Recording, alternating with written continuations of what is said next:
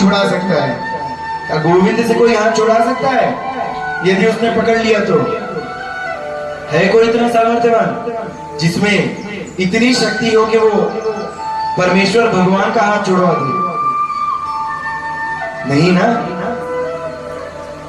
तो दुनिया में कुछ नहीं रखा प्यारे। भगवान की भक्ति करो, उनका हाथ पकड़ो, और एक बार आपने उनका हाथ पकड़ लिया तो महाराज किसी और के हाथ की आवश्यकता नहीं पड़ेगी। वही है जो आपकी नैया पार करा देंगे, मुक्त करा देंगे भवसागर से। फिर अन्य किसी की आवश्यकता नहीं पड़ेगी।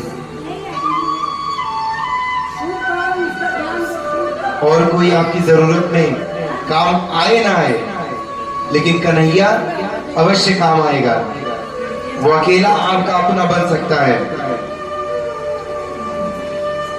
तभी तो ठाकुर जी ने कृपा करके आप सबको कथा सुनने के लिए बिठा दिया। जैसे अभी हमने ये बात सोची थी कि सबके भाग्य में नहीं होती कथा सुनना, और सभी उस योग भी नहीं होते कि कथा सुन ले। आप सब ठाकुर जी के लिए प्रिय हैं, तभी तो शायद उन्होंने कृपा की है कि हम कथा कह पा रहे हैं, आप सब सुन पा रहे हैं। ये सब केवल ठाकुर जी की तो कृपा से हो रहा है। अच्छा मानिए कौन ऐसा सोच रहा है कि कथा आप करा रहे हैं और मैं कह रहा हूं? ऐसा कोई है सोचने वाला? नहीं ना। केवल उनकी कृपा है, ये कथा हो रही है, आप श्रवण कर रहे हैं, मैं कह पा रहा हूं, केवल उनकी कृपा से।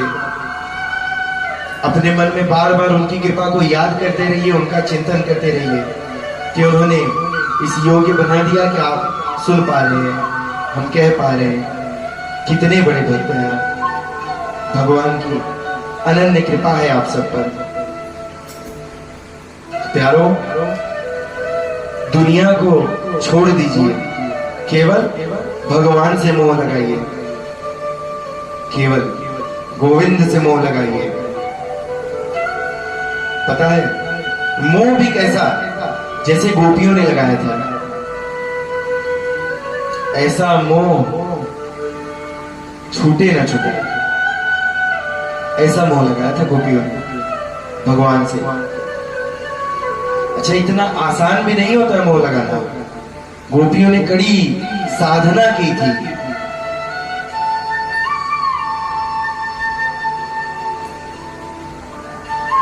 बहुत साधना की थी, तब कहीं जाके प्रभु की अनन्य भक्ति प्राप्त हुई थी। इतनी कड़ी साधना। और मानिए इतनी साधना का फल भी कैसा हुआ कि वो स्वयं परमेश्वर भगवान को इतना स्नेह कर सकती थी, अपने हाथों से सेवा करती थी, भोग लगाती थी। बताइए ऐसी साधना, ऐसी भक्ति प्राप्त हुई गोपियों को, ऐसा मोह लगाया कि भगवान स्वयं ही उनके मोह बंधन में बंध गए, भगवान को बांध लिए। बताइए ऐसी साधना गोपियों ने की थी। प्यारों, यदि किसी से मोह लगाना है तो गोविंद से लगाओ। और उन्होंने भगवान को बांध लिया, इतना प्रेम स्नेह कर लिया। यही तो गोपियों का प्रेम था।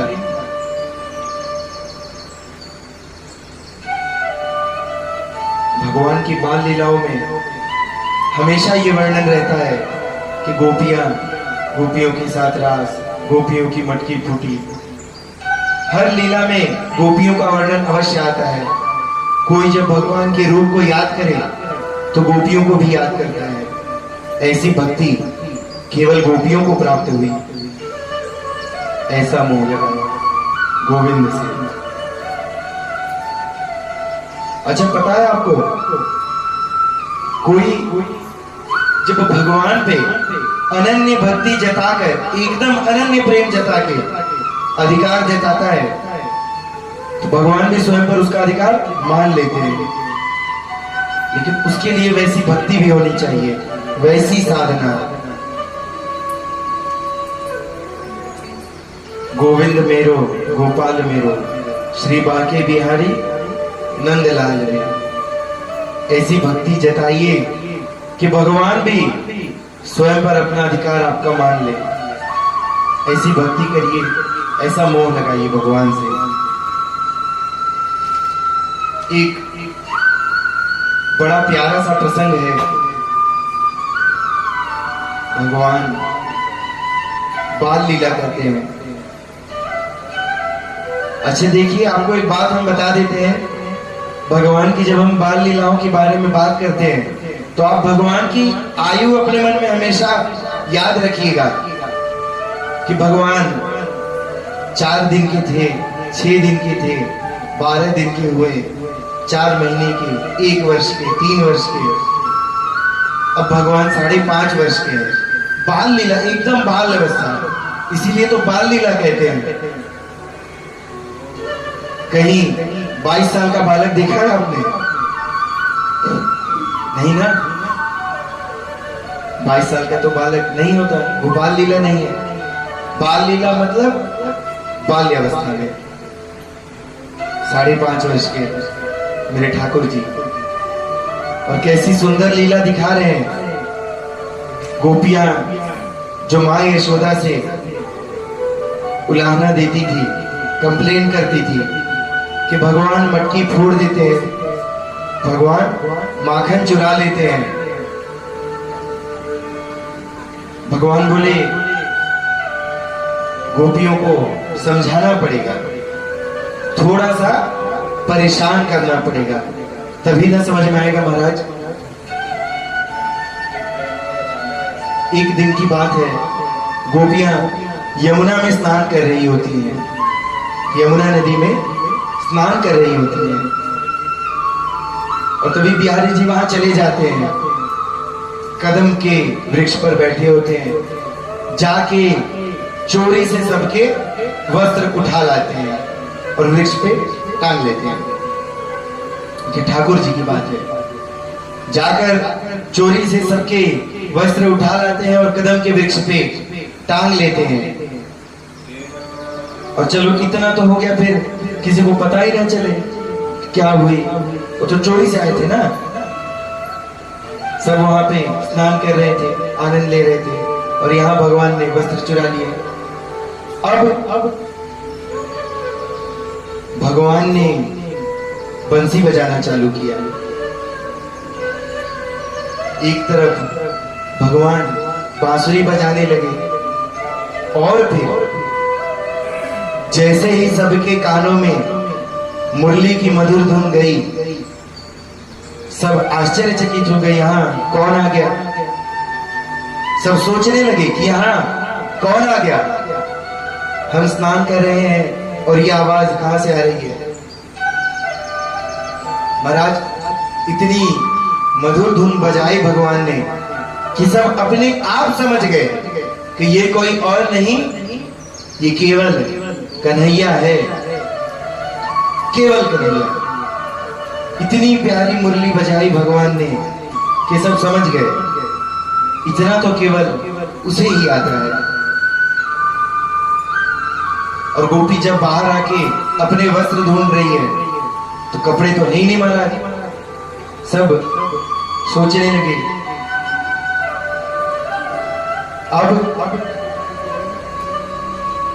अब सब कपड़े न पाके फिर से यमुना में जाके बैठ गए।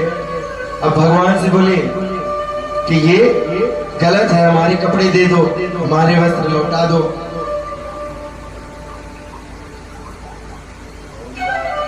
भगवान बोले नहीं, हमने नहीं लिए। कह रहे नहीं, तुमने हमारे वस्त्र चुरा दिए। ठाकुर जी का नहीं, हमने नहीं चुराए अपने वस्त्र। देखो मुझे तो ऐसा लग रहा है कि वो वहां वो कदम के वृक्ष पे लटक रहे हैं, जाके अपने ले लो। कहे नहीं, आप दे दो, हम कैसे बाहर आए। भगवान बोले जैसे वहां छोड़ के गए थे वैसे आके ले लो, हम क्या करें, हमारे हाथों रखवाए थे कहां। कन्हैया बोले जैसे छोड़ के गए थे वैसे ही आके ले लो। गोपियों ने कहा जब हम छोड़कर गए थे तब कान्हा तुम नहीं थे वहां पे। भगवान बोले हम नहीं थे। यही तो आप सब समझ नहीं पाए। कन्हैया ने देखिए कितना बहुमूल्य ज्ञान दिया। हम कहा नहीं है, बताइए परमेश्वर भगवान कहा नहीं है। कह रहे आपने कह तो दिया कि हम नहीं थे, लेकिन ऐसा कैसे हो सकता है कि हम कहा नहीं है, बताइए। भगवान हर जगह कण कण में विद्यमान है। भगवान कहा नहीं, बताइए ईश्वर कहा नहीं है। हर जगह तो ईश्वर है। भगवान ने उस समय गोपियों को यह ज्ञान दिया कि हम तो तब भी थे, अब भी हैं, हम कहा नहीं है। हम हर वक्त थे, हैं और रहेंगे।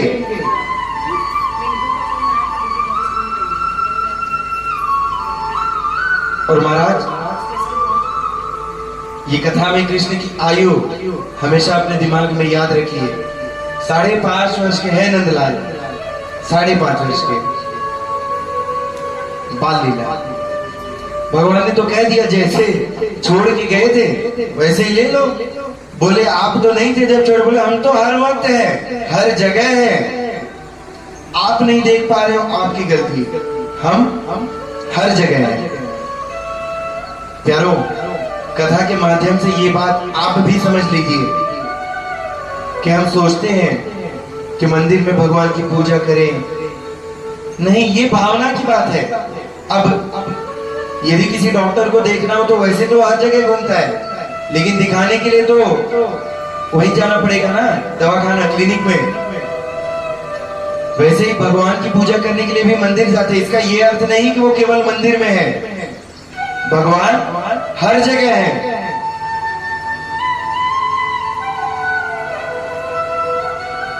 सिया राम मैं सब जग जानी, करो प्रणाम जोरी जोग पानी।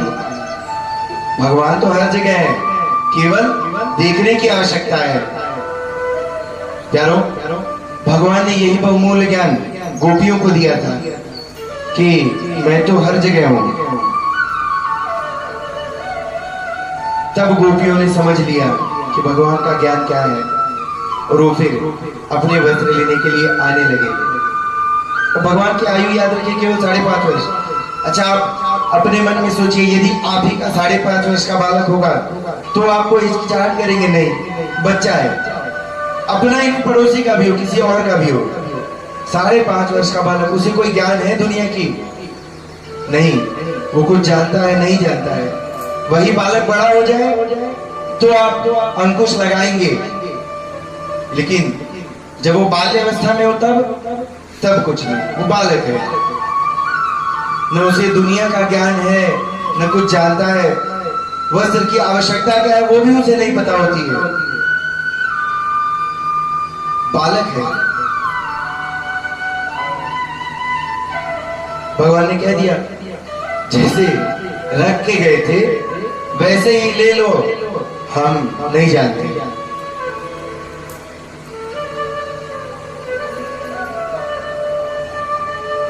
भगवान ये लीला के माध्यम से समझाना चाहते हैं कि आप कभी भी कोई भी गलत कार्य मत कीजिए। हम बोलते हैं ना, कोई देखे ना देखे, ऊपर वाला सब देख रहा है। क्योंकि कथा के माध्यम से भी हम आपको ये बता रहे हैं, भगवान की लीला के माध्यम से भगवान स्वयं कह रहे हैं कि मैं सब कुछ देखता हूं, हर जगह हूं, कण कण में विद्यमान हूं। कभी ऐसा सोचना ही मत कि मैं नहीं हूं। सर्वेश्वर भगवान को हर जगह याद करते हुए, हर जगह देखते हुए। अच्छा, पता है, बड़े जो घर में आपसे बड़े होते हैं, सयाने होते हैं, वो आपको समझाते हैं कि कोई भी काम करो तो पहले भगवान को याद कर लो, उनको प्रणाम कर लो, नमन कर लो। क्यों कहते हैं? कोई स्वार्थ नहीं उनका, इससे उनको कोई फायदा नहीं होने वाला है। वो जानते हैं कि भगवान हर जगह, इसलिए आपको समझाते हैं यदि तू उन्हें प्रणाम कर ले तो हो सकता है तेरे भाग्य जग जाए। ये जो कार्य कर रहा है यह मंगलमय तरीके से पूर्ण हो जाए। इसीलिए बड़े कहते हैं कि भगवान को, ईश्वर को याद कर उन्हें प्रणाम कर ले, फिर ही कोई मंगल कार्य करना। भगवान अपनी लीला के माध्यम से बता रहे हैं कि मैं हर जगह हूं, कभी ऐसा मत सोचना कि मैं नहीं हूं। आज कहीं कोई पाप कर रहा हो, कौन देख रहा है महाराज? छोड़ो, जाने दो, कोई तो नहीं है। कोई हो ना हो प्यारे, गोविंद हर जगह है, बिहारी जी सब देखते हैं। तो अपने मन में इस बात का चिंतन करिए कि भगवान हर जगह है। गोपियों को भी लगा कि हमारी भक्ति पूर्ण हो रही है। गोपियां जल से बाहर आ गई और भगवान से कहा कि अब आप आइए, हम आपको स्नेह करना चाहते हैं, प्रेम करेंगे, आप आइए, अपने हृदय से लगाएंगे। अच्छा, कोई ऐसा बालक हो, बड़ा सुंदर सा, प्यारा सा, भले ही अपना ना हो, लेकिन बताइए, जब आप देखेंगे तो जरूर आपके मन में आएगा क्यों ना इसे एक बार खिला लेते हैं, गोद में ले लें, थोड़ा स्नेह कर ले, प्रेम कर ले। किसी का भी बालक हो, छोटा सा, नन्हा सा, प्यारा सा एक बालक हो, तो बोलिए आएगा कि नहीं आएगा मन में? कोई ऐसा है आप जो बोलते नहीं, इसे हम नहीं खिलाएंगे, ये दूसरे का है, हमारे पास आने नहीं देंगे? नहीं ना। बालक तो भगवान के रूप, और बालक भी कृष्ण जैसा, कन्हैया। बिहारी जी को तो सभी ने प्रेम किया, अनंत प्रेम किया, अनन्य भक्त हो गए। जब उन्होंने बुलाया, किसने? गोपियों ने कहा कि भगवान आओ, हम आपको स्नेह करना चाहते हैं, हम आपको स्नेह करना चाहते हैं, आइए एक बार हृदय से लगा ले। कहा नहीं, अभी नहीं, अभी तुम और साधना करो। तो गोपियों को कह दिया कि अभी और साधना करो। शायद अभी तुम समझ नहीं पाई हो कि प्रेम कैसे करना है, किस प्रकार भक्ति करनी है, कैसे मोह लगाना है। शायद अभी तुम पूर्ण रूप से तैयार नहीं हो। भगवान ने कह दिया नहीं, अभी और। अच्छा, गोपियों ने पूछा अभी कितना होता है? 1 वर्ष तो और साधना करो, 1 वर्ष और साधना करो। जब तुम्हारे मन में सच्चा प्रेम जागृत हो जाएगा, उस दिन आपको मैं स्वीकार कर लूंगा, मैं आपका हो जाऊंगा। लेकिन कब? जब आपके मन में सच्चा प्रेम जागृत हो जाएगा। अच्छा, प्रेम भी महाराज आज के जैसा नहीं, सिर्फ मोह, आकर्षण, अट्रैक्शन नहीं, आज के जैसा नहीं। प्रेम भी निस्वार्थ प्रेम, सच्चा प्रेम, प्रभु से, जो केवल उनकी भक्ति करे, ऐसा मोह लगा ले उनसे। गोपियों ने पूछा अभी कितना वर्ष हो? भगवान ने कह दिया 1 वर्ष और। आप अगले वर्ष शरद पूर्णिमा के दिन, कभी शरद पूर्णिमा के दिन, जब आपकी साधना पूर्ण हो जाएगी, आप सब प्रेम का मूल रूप, सही रूप जान जाएंगे। आपके हृदय में, मन में सच्चा प्रेम जागृत हो जाएगा। गोपियों, मैं स्वयं रास रचाऊंगा, स्वयं सबको बुलाऊंगा, किसी को आने की जरूरत नहीं पड़ेगी। अच्छा, पता भगवान क्या कहना चाहते हैं? आप मुझे मत ढूंढिए, तुम बुलाते रहोगे, कृष्ण हाथ नहीं आएगा। लेकिन जब आपके मन में सच्चा प्रेम जागृत हो जाएगा, जब आप भगवान के प्रति निस्वार्थ भाव प्रेम करेंगे, तो भगवान स्वयं आपको बुला लेंगे। भगवान गोपियों को कह रहे हैं कि आप 1 वर्ष और साधना करो। जब आपकी साधना पूर्ण हो जाएगी, तो मैं स्वयं शरद पूर्णिमा के दिन रास रचाऊंगा, आप सबको बुला लूंगा और आप सब आ भी जाएंगे। प्यारो, भगवान ऐसे ही तो है, सबको सिखाते हैं। और भगवान ने अपने इस जन्म में अपने इस रूप में, कौन से? कृष्ण रूप में केवल सबको सिखाया ही है, सबको सिखाया। माता को प्रेम, भक्तों को भक्ति, गोपियों को स्नेह, साधना, धर्म, अर्जुन को, पांडवों को भगवान ने इस अवतार में, इस रूप में सबको सिखाया, जो जो सिखा सके। और भगवान ने सिखाने के चक्कर में अपना भी बहुत नुकसान किया। कहे धर्म के मार्ग पे यदि कोई मुझे भी श्राप दे दे तो धर्म यही है कि उसे लगना चाहिए, क्योंकि मानव अवतार लिया है ना। तो धर्म सिखाने के चक्कर में खुद भी भोगा, लेकिन सबको सिखाया। गोपियों को साधना, प्रेम सिखाया। प्यारो, अन्य किसी की भक्ति करना, प्रेम करना माया में फंसा देगा, इसी माया में फंसे रह जाओगे। भगवत भक्ति कर लो, माया से मुक्त हो जाओगे। प्रेम करना है, गोविंद से करो। अच्छा, गोविंद अपने पास बुला लेगा तो बताओ, किसी के मन में और किसी चीज की कामना रह जाएगी? किसी वस्तु की, किसी मनुष्य की, किसी ऐश्वर्य की, वैभव की, किसी भी प्रकार की कोई कामना रह जाएगी जब ईश्वर आपको अपने पास बुला लेगा? किसी के मन में हो तो महाराज बता दीजिए, हमारे मन में नहीं होगा। सारी दुनिया चाहती है कि केवल उसके दर्शन हो जाए। ऐसे प्रभु की कथा है और ऐसे ही प्रभु भक्ति बताते हैं।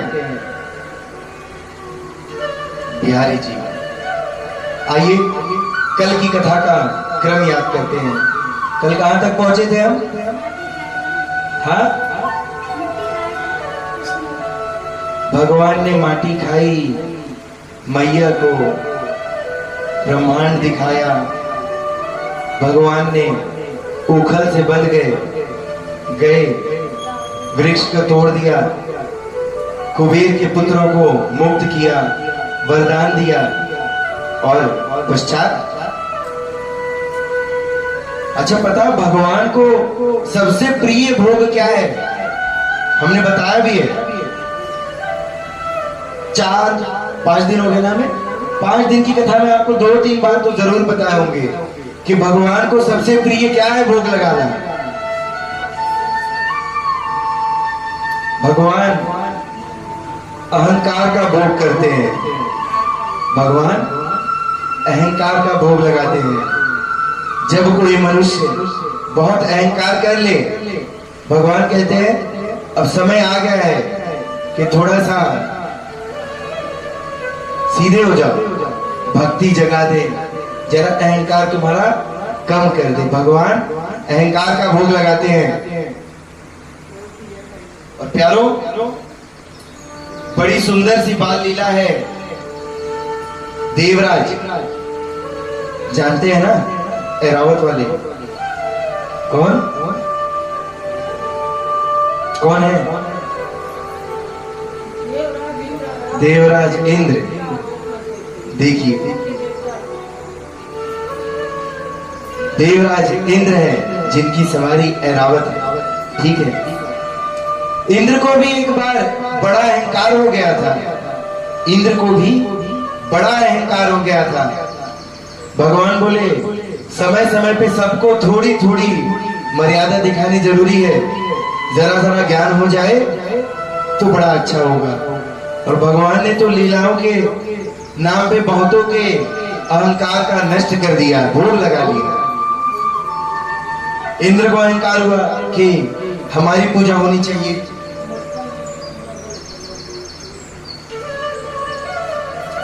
ब्रज वाले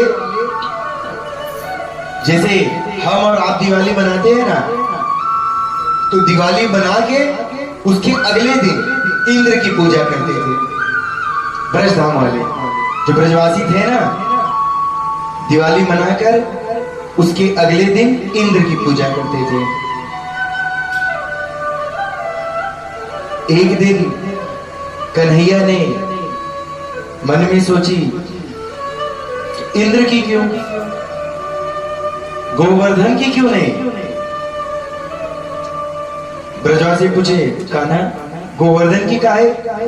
कान्हा बोले कि उससे ही तो हमें सब मिलता है। कैसे। बोले अच्छा, हमारा सब संसाधन किस पे चल रहा है, किस पे डिपेंड है सब, दूध दही माखन, और वो कहां से आ रहा है, गैया देती है। और गैया कहां से खाती है, गोवर्धन से खाती है। तो इन सब चीजों का सारा आश्रय कहां जा रहा है, गोवर्धन पे जा रहा है। कि सारा फल कहां से आ रहा है, गोवर्धन से आ रहा है।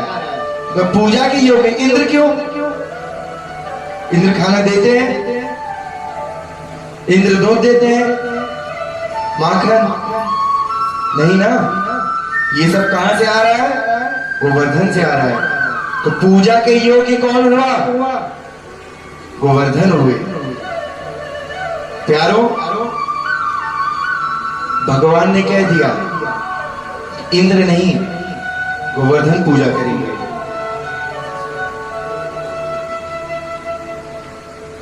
बिहारी जी भ्राता बलराम समेत पूरे ब्रजवासियों को मनाकर गोवर्धन पूजा करने लगे। और महाराज बहुत बढ़िया पूजा की, एकदम बढ़िया विधिवत जैसे होनी चाहिए। गोवर्धन पूजा करने लगे।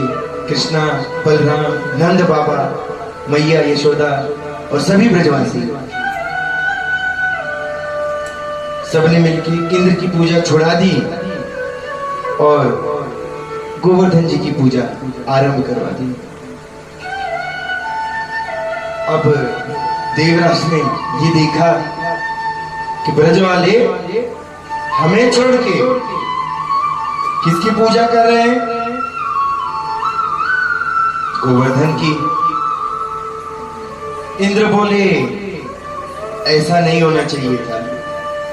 जब ब्रजवासियों की भी मन में एक बार ऐसा भाव आया कि गोवर्धन की पूजा आप बोल तो रहे हो महाराज, लेकिन क्या इनमें कोई देवता, कोई भगवान है, हम किसकी पूजा कर रहे हैं।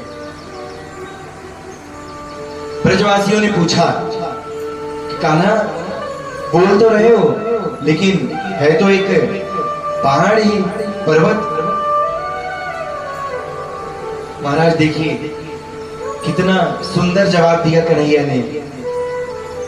कहीं यदि आप मानेंगे तो पत्थर में भी भगवान है, और नहीं मानोगे महाराज तो 33 कोटि देवता भी झूठे हैं। नहीं मानोगे तो 33 कोटि देवता भी झूठे हैं, और मान लो तो पत्थर में भी भगवान है। कान्हा बोले अच्छा बताओ, आप में से कौन इतना सामर्थ्यवान है, जा रहा है भगवान के दर्शन करने, बताओ किसी ने की है। पूछा ब्रजवासियों से, किसी ने की है क्या, कोई जानता है कि नहीं। बोले फिर भी पूजा करते हो ना, नारायण महादेव देखो, नहीं पूजा करते हो, हाँ महादेव है, नारायण है, गोवर्धन भी है, इसमें देवता वास करते हैं। वास करते हैं तभी तो ख्याल रखते हैं अपने भक्तों का। देवता है तभी तो ख्याल रखते हैं। अच्छा बताओ, एक बालक का सबसे ज्यादा ख्याल कौन रखता है। यदि कोई संतान हो तो उसका सबसे ज्यादा ख्याल मां रखेंगी, पिताजी रखेंगे। तो जो गोवर्धन पर्वत है वो भी ब्रजवासियों का उसी प्रकार ख्याल रखते थे, उनकी गैयों को खिलाते थे, उन्हें फल देते थे, उसी प्रकार ख्याल रखते थे। और कहते हैं ये पूजनीय नहीं है। कन्हैया के कहने पर सब समझ गए कि हाँ गोवर्धन भी पूजनीय है। और मेरे कन्हैया ने समझाया तो सब गोवर्धन पूजा के लिए तैयार हो गए। सबने यथोचित सत्कार से श्री गोवर्धन गिरी की पूजा की। भगवान ने देवराज की पूजा छुड़वा दी। जो देवता अहंकारी है उसकी पूजा नहीं होगी। भगवान ने कहा इनकी पूजा करो और ब्रजवासी मान गए। देवराज की पूजा बंद कर दी। अब प्यारो, देवराज भी अच्छा कोई छोटे मोटे आदमी थोड़ी है कि ऐसा घर के पड़ोसी है नाराज कर दिया तो जाओ घर पे, कोई बात नहीं। देवराज है, देवराज इंद्र, छोटी मोटी बात नहीं कि देवराज को नाराज कर दोगे और हंसी खुशी रह लोगे। देवराज इंद्र है भाई, उनकी भी अलग ही प्रताप है। देवराज बोले नहीं ठीक है, अभी बताते हैं, कर लो गोवर्धन पूजा, देखते हैं तुमको गोवर्धन कैसे बचाते हैं। देवराज ने बोला वरुणदेव जाइए, ऐसी वर्षा कीजिए, ऐसी वर्षा कीजिए कि ब्रज ही नहीं पूरा गोवर्धन समेत राधे राधे। और बुलाओ, देवराज इंद्र की आज्ञा का पालन कौन न करे, देवराज है। बताए ना, ऐसी कोई छोटे मोटे व्यक्ति नहीं है। हमारे यहाँ कैसे होता है, मिनिस्टर, फिर home minister, chief minister, prime minister, सबसे बड़े वाले देवराज इंद्र। उन्होंने बोल दिया छोटे वालों को जाओ और जाके ये काम कर दो। इंद्र का क्रोध मान गए, चलो ठीक है। महाराज बड़े बड़े भयानक मेघ, बादल, मेघ समझ रहे ना, बादल गर्जना करने लगे, आगे बिजली कड़क रही है, एकदम काले काले, और घेर लिया पूरे ब्रज को।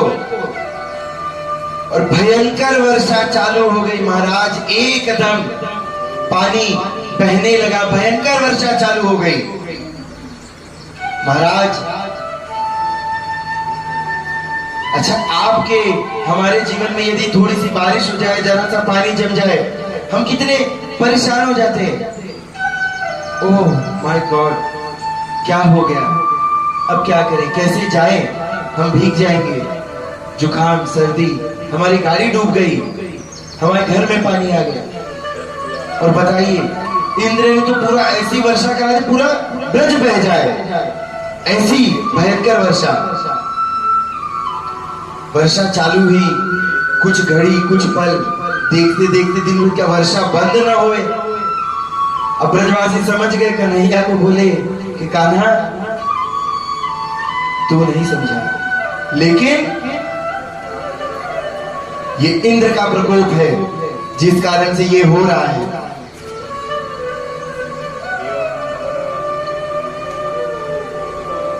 कन्हैया बोले कि तो उसमें क्या हो गया, कन्हैया बोले उसमें क्या हो गया, इंद्र क्रोधित होता है तो होने दो, उससे हमें क्या लेना देना।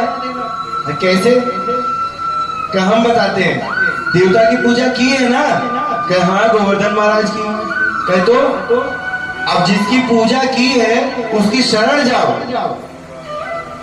अच्छा, मैं ठाकुर की पूजा कराता हूं, मैं आपको बार बार कहता हूं कि ठाकुर की शरण में आओ, राधे राधे जपो, मेरी आस्था है उनमें, मुझे पता है कि आप उनकी शरण जाओगे तो आपके सारे दुख दरिद्र कष्ट नष्ट कर देंगे, मैं इसलिए कहता हूं जाओ। कन्हैया क्या कह रहे हैं, अभी अभी तो पूजा की ना उनकी, श्रद्धा है, आस्था है, तो जिनकी पूजा की उनके शरण में जाओ, वही बचाएंगे। बचाएंगे, हाँ अवश्य, ठीक है, चलो देखते हैं। अब महाराज सामान्य मनुष्य तो क्या समझे, इतना बड़ा पहाड़, कह रहे ये बचाएंगे, ऐसा ना हो बारिश जोर की हो, तूफान आ गए हमारे ऊपर ही थोड़े से भसक गए तो यही भगवान साफ हो जाए। नहीं, भगवान अपने भक्तों का हमेशा कल्याण करते हैं। ठीक है चलो। जब सब वहां गए और गोवर्धन से प्रार्थना की, हे भगवान ऐसी ऐसी बात है, वर्षा हो रही है, इंद्र क्रोधित है, अब बताइए क्या करें। गोवर्धन जी ने कहा कि कोई बात नहीं कन्हैया, आप गोवर्धन पर्वत ही उठा लीजिए, आप पर्वत ही उठा लीजिए, सबको इसके नीचे ले आइए। महाराज कन्हैया को कह दिया। अच्छा, आप सब ये जानते हैं कि भगवान ने गोवर्धन कैसे उठाया था? जानते हैं कैसे? नहीं, ये तो मुद्रा है, इस मुद्रा में लेकर खड़े थे, कर्णिका पे पकड़ के खड़े, ये मुद्रा है, ये पोजीशन है, लेकिन उठाया कैसे था मैं ये पूछ रहा हूं। कैसे उठाए थे आप ये जानते हैं? ये जो आपने देखा ये तो एक मुद्रा हो गई कि भगवान ऐसे पकड़ के खड़े हैं, लेकिन महाराज कोई चीज हाथ में आने के लिए उठानी पड़ती है ना। कैसे उठाया था?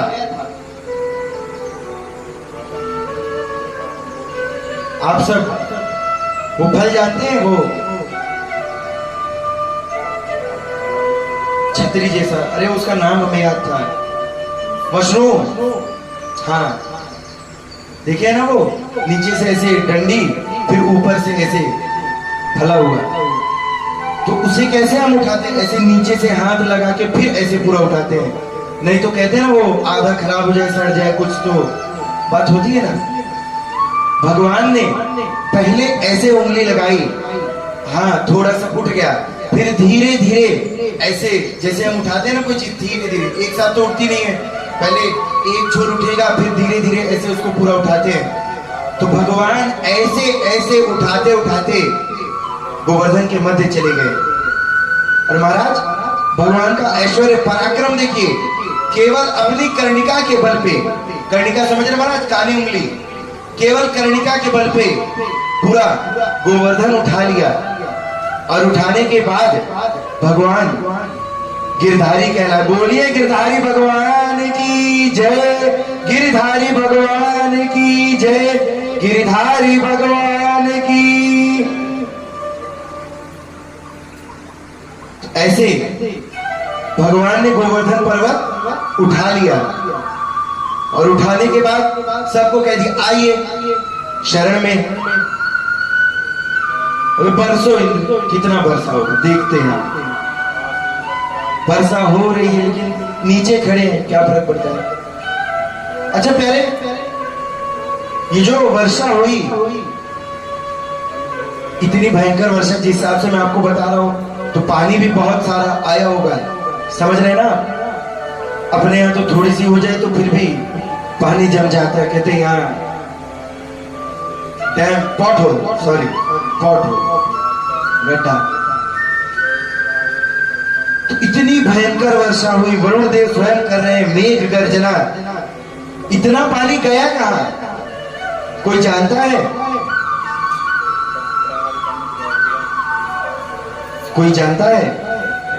नहीं, हम आपको बताते हैं। एक बार की बात है, मां लक्ष्मी माता है, नारायण से कहती हैं कि हमें भी संतों की सेवा करनी है। वो देखती हैं सब गंगा के तट पे कैसे संतों की सेवा करते हैं, ऋषियों की सेवा करते हैं, और संत प्रसन्न होकर कैसे आशीर्वाद देते हैं कि जोड़े बने रहे, सलामत रहे, सुखी रहो, खुश रहो। माता ने कहा हमें भी सेवा करनी है। कहे करनी है वो तो ठीक है, लेकिन हमसे सेवा ले कौन? हम तो स्वयं ही जगतपति, अब किसको बुला के लाए सेवा लेने के लिए? कहे नहीं।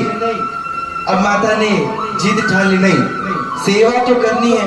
कैसे करनी है वो आप देखिए। अब दुनिया की हट एक तरफ महाराज, स्त्री हट एक तरफ। कह दिया हमें सेवा करनी है, कह ठीक है चलो देखते हैं। गए प्रयागराज, एक कुटिया बनाई आश्रम, कहा जाओ बनाओ भोग। और महाराज देवी है, 56 भोग बनाए, सब तैयार किया एकदम बढ़िया। कहे तो ठीक है, लेकिन आ क्यों नहीं रहा? सेवा करे तो किसकी करे? केवल मन में भाव होने से थोड़ी होता है। हाँ, केवल मन में भाव होने से थोड़ी काम बन जाता है, कोई मिलना भी तो चाहिए। अब बोले सब तो तैयार है, 56 भोग बना दी, यथोचित सत्कार करने को तैयार हो, लेकिन कोई मिले भी। अब नारायण को कह दिया ऐसे नहीं मिलेगा, क्या हम तब तक इंतजार करेंगे कि कोई आएगा और अवसर आएगा तब हम भक्ति करेंगे? नहीं, जाइए और लेकर आइए। प्यारो, बड़ी सुंदर बात है, आपको बताना चाहूंगा। कभी ऐसा होता है ना कि हमारे घर में हम सोचते हैं कि ये अनुष्ठान कर लेंगे, ये देवस्थान जा आएंगे, फिर हम ऐसा सोच लेते हैं कि अवसर आएगा तब जाएंगे, या कुछ अवसर पड़ेगा तब कर लेंगे। होता है ना, ऐसा सबके साथ होता है ना? कथा के माध्यम से माता कहेंगी होता नहीं है, करना है तो कुछ अवसर बनाने पड़ते हैं, कुछ प्रयोजन बनाने पड़ते हैं।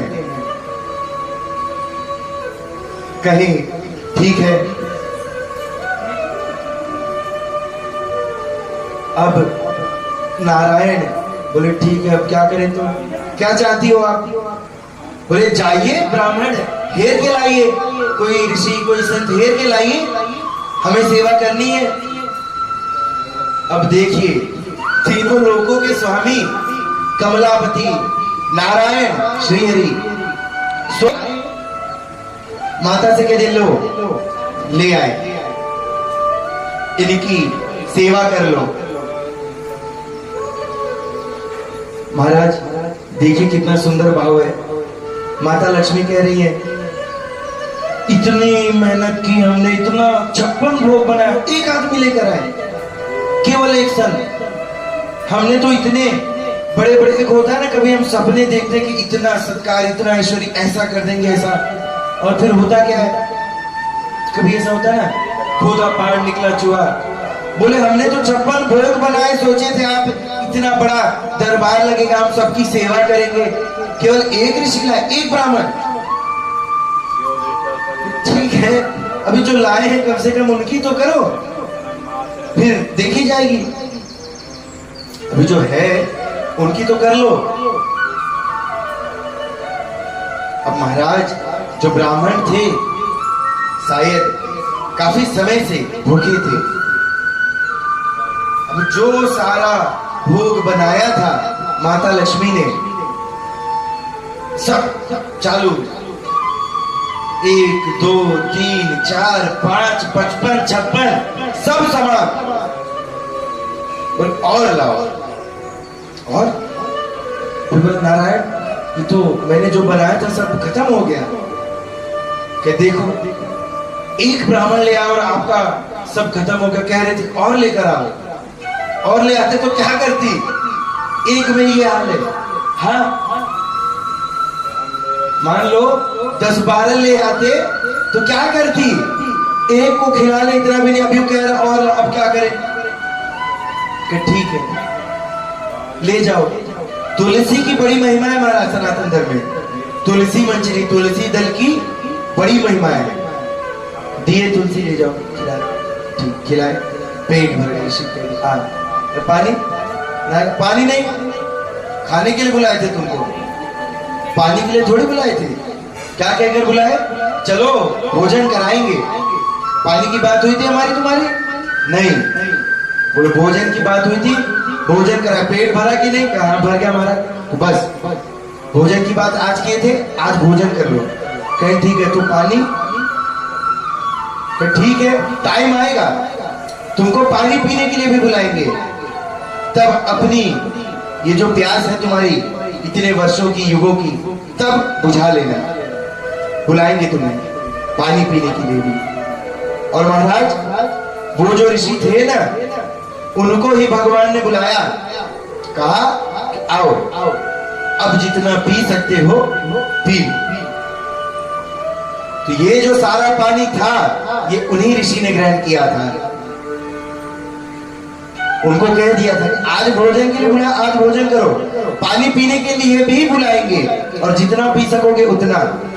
महाराज वो ऋषि जितना पी सकते थे पी लिए, और जो थोड़ा बहुत बचा वो भी बता देते आपको क्या हुआ। जो थोड़ा बहुत बच गया था, जो गोपियां है ना, जो ब्रजवासी हैं, कन्हैया को बड़ा प्रेम करते थे। अच्छा, आप सब जानते हैं ना कि ब्रजवासी कान्हा को कितना प्रेम करते थे, बहुत स्नेह था। सब चाहते थे कि कन्हैया मेरे हाथों से खा ले, कोई माखन, कोई मिठाई, कोई कुछ, सब खिलाते थे, कोई फल, कोई दूध पिलावे। सब कन्हैया से बड़ा स्नेह करते थे, प्रेम करते थे। कान्हा बोले स्नेह में इन सबने सिर्फ खिलाया ही है मुझे, किसी ने पानी नहीं पूछा कभी। जिसको देखो मेरा माखन खा ले, मेरा फल खा लो कन्हैया, मैं तुम्हें यो खिलाऊंगी, मैं यो करा दूं, पानी कोई ना पूछे। महाराज बोले इन सब ब्रजवासन के लिए भी जो मेरी प्यास थी, अब बाकी की पानी मैं स्वयं पी लूंगा। इसी प्रकार इतना जो वरुण ने जल बरसाया, बार बार बरसाया, 7 दिन तक बरसाया, इस प्रकार वो सारा जल यहाँ गया है। और 7 दिन बाद जब वरुण थक गए, कहे महाराज ब्रजवासन को तो कुछ हो ही ना रहा है, तो टस से मत ना होए। और देखिए महाराज भगवान की ऐसी कृपा। अच्छा, आपको अगर एक दिन मैं भोजन ना दूं, कह दो आज निराहार उपवास कीजिए, तो कर लोगे? ऐसा नहीं, आप तो बड़े प्यारे भक्त हो, कर लोगे, लेकिन महाराज कुछ तो इफेक्ट जरूर आएगा शरीर में, है ना, थोड़ा बहुत होगा, कर लोगे, सब कर लोगे, बड़े प्यारे भक्त हो, लेकिन शरीर में आएगा। पैरों 7 दिन ब्रजवासिन ने 7 दिन किया, और ठाकुर जी की कृपा से किसी को भी कुछ भी प्रतीत नहीं हुआ। सब वैसे के वैसे भर पेट एकदम खुशहाल खड़े थे गोवर्धन के नीचे, तो किसी को कुछ फर्क ना पड़े, चलने दो। बोलोगे कान्हा तो एक आध जन्म ऐसे बिता देंगे, एक आध जन्म। महाराज 7 दिन बीत गए, वरुण जाके बोले, तब इंद्र को समझ में आ गया कि नहीं महाराज ऐसा हो रहा है तो ये कोई और नहीं कर सकता, ये सर्वेश्वर भगवान ही होंगे, और ऐसा कोई कर ही नहीं सकता। इंद्र शरणागति स्वीकार करता है, भगवान ने गोवर्धन धरा, इंद्र आए, शरणागति स्वीकार की, भगवान से कहा हे भगवान मैं अहंकार वश ये सब कर बैठा, मैं समझ गया हूं ये सारी आप ही की माया है, ये सब कुछ आपने ही कराया है। ठीक है, भगवान तो बाल रूप में बोले इंद्र को दर्शन भी नहीं देंगे। क्या? इंद्र को दर्शन भी नहीं देंगे। अच्छा, पता है ना, हमने कल की कथा में आपको बताया था, जो गलत हो, जिसके मन में मैल हो, भगवान दर्शन नहीं देते। निर्मल मन जन सो मोहि पावा, मोहि कपट छल छिद्र न भावा। भगवान उसे दर्शन नहीं देते। ऐसे लोगों को भगवान पसंद ही नहीं करते। भगवान को कैसे लोग पसंद है? बड़े निर्मल मन वाले, बड़े प्रेम भाव वाले। याद है ना पेटूराम, बड़े निर्मल वाले, जिनके मन में कोई कपट ही ना हो, कोई छल ही ना हो, ऐसे लोगों को भगवान दर्शन दे देते हैं। अब इंद्र आए, अभी तो इतनी बड़ी अपराध करके आ रहे हो, अहंकारी हो तुम, कोई दर्शन नहीं।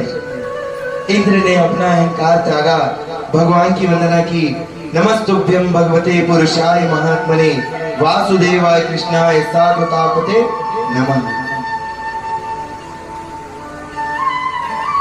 तब भगवान ने, अच्छा पता है, कोई भगवान की शरणागति ले ले, अगर कहे कि मेरे सब अपराध माफ कर दो भगवान, मैं बड़ा निर्गुण हूं, बड़ी गलती की है मैंने, तो भगवान माफ कर देते। शरणागत आने वाले को भगवान हमेशा स्वीकार करते हैं। कोई ऐसा नहीं जिसको बोल दे कि मेरे दर मत आओ, भाग जाओ, नहीं, भगवान सबको अपनी शरणागति देते हैं। प्यारों, जब भगवान की वंदना की इंद्र ने, भगवान ने दर्शन दिया। इंद्र ने बताया मुझसे गलती हो गई, ऐसी ऐसी बात है। भगवान ने देखा कि जब अहंकार टूट गया है, नष्ट हो गया, भगवान बोले अरे नहीं, तुमने तो कुछ गलत किया ही नहीं, तुमने तो बड़ा अच्छा किया। मेरे कुछ पुराने वचन थे जो आज तुम्हारे माध्यम से पूरे हो गए। कुछ मेरी भी पुरानी प्यास थी, जैसे मैंने आपको बताया, जो आज तुम्हारे माध्यम से पूरी हो गई। तुमने कुछ गलत नहीं किया और ये जरूरी भी था। सामर्थ्य आजमा लो अपना तुम भी। तुम्हें भी अब समझ आ गया होगा कि कैसे होता है। इंद्र समझ गए। इंद्र ने कहा, भगवान मैं आपको पहचान नहीं पाया, मुझे क्षमा कर देना। मैं तो आपका ही बनाया इंद्र हूं, आपका ही बनाया इंद्र हूं मैं, और आपसे द्वेष कर बैठा। भगवान क्षमा कर देना, मुझे भूल हो गई। भगवान ने कहा, मैंने आपको क्षमा कर दिया, कोई बात नहीं है। इंद्र ने 10 श्लोकों में भगवान की ऐसी वंदना की, भगवान को ऐसे रिझाने का प्रयास किया, महाराज भगवान रिझ गए, भगवान प्रसन्न हो गए और कह दिया, ठीक कोई बात, तुमने बड़ा अच्छा किया, मेरा कुछ प्रयोजन ही था जो तुम्हारे माध्यम से पूर्ण हो गया। ऐसे हैं मेरे भगवान, गलत करने वालों को भी शरणागति दे देते हैं, ठीक है कोई बात नहीं, जाओ माफ किए। ऐसे तो है भगवान। और प्यारों, कथा के माध्यम से हम भी आपको बार बार यही समझाते हैं कि इनकी भक्ति कीजिए। ऐसा कोई मत समझना कि मुझसे कभी कोई गलती नहीं होती। अच्छा, किसमें अहंकार ने कोई कभी गलत नहीं करता? बताया आप में से कोई है? अच्छा, जो नहीं है वो बताइए कि हम नहीं है। क्या बात है, सभी संत, किसी में अहंकार ने कोई गलती नहीं करता है। महाराज आप सब तो धर्मात्मा, मुझसे हो जाती है गलती, मैं स्वयं इतना अच्छा नहीं हूं। आप लोग क्या ही बात है, सारे धर्मात्मा बताइए, किसी से गलती नहीं होती, कोई भूल नहीं करता, किसी से चूक नहीं होती। कितने प्यारे आप सब, क्या बात है। तो प्यारों, ऐसा कोई है ही नहीं जो कह दे कि मुझसे भूल नहीं हो सकती, मुझसे चूक नहीं है, सबसे होती है। हमने आप सबको बताया था ना, राह चलते चींटी भी दब जाती है तो वो भी अपराध ही। तो ऐसा कोई है ही नहीं जो बोल दे कि हमसे नहीं होती है, सबसे होती है।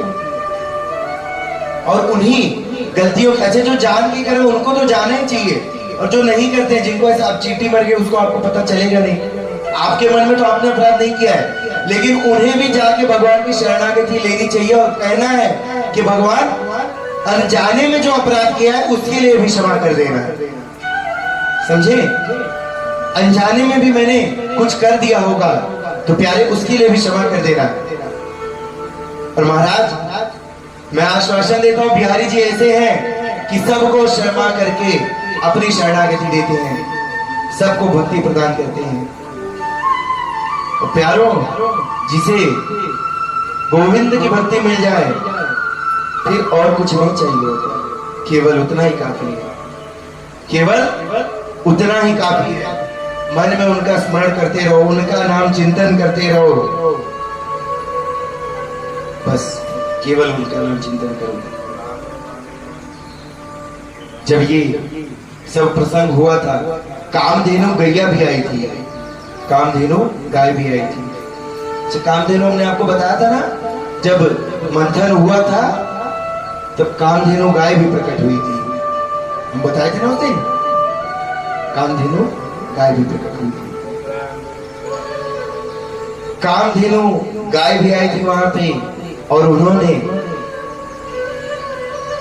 श्री हरि भगवान को ऐसी भक्ति करते देख के, ऐसी जो लीलाएं करते हैं, सारी गैयों को लेकर गए। तो कामधेनु ने भगवान को क्या नाम दिया जानते हैं? गोविंद।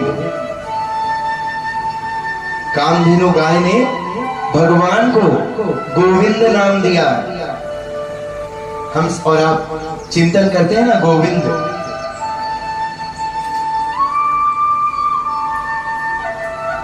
बड़े प्यारे, और भगवान का नाम चिंतन करते रहना चाहिए। अकारण बोलते रहो गोविंद गोविंद गोविंद, तेरी कृपा से बुरा हो गया, गोविंद क्या कर दिया।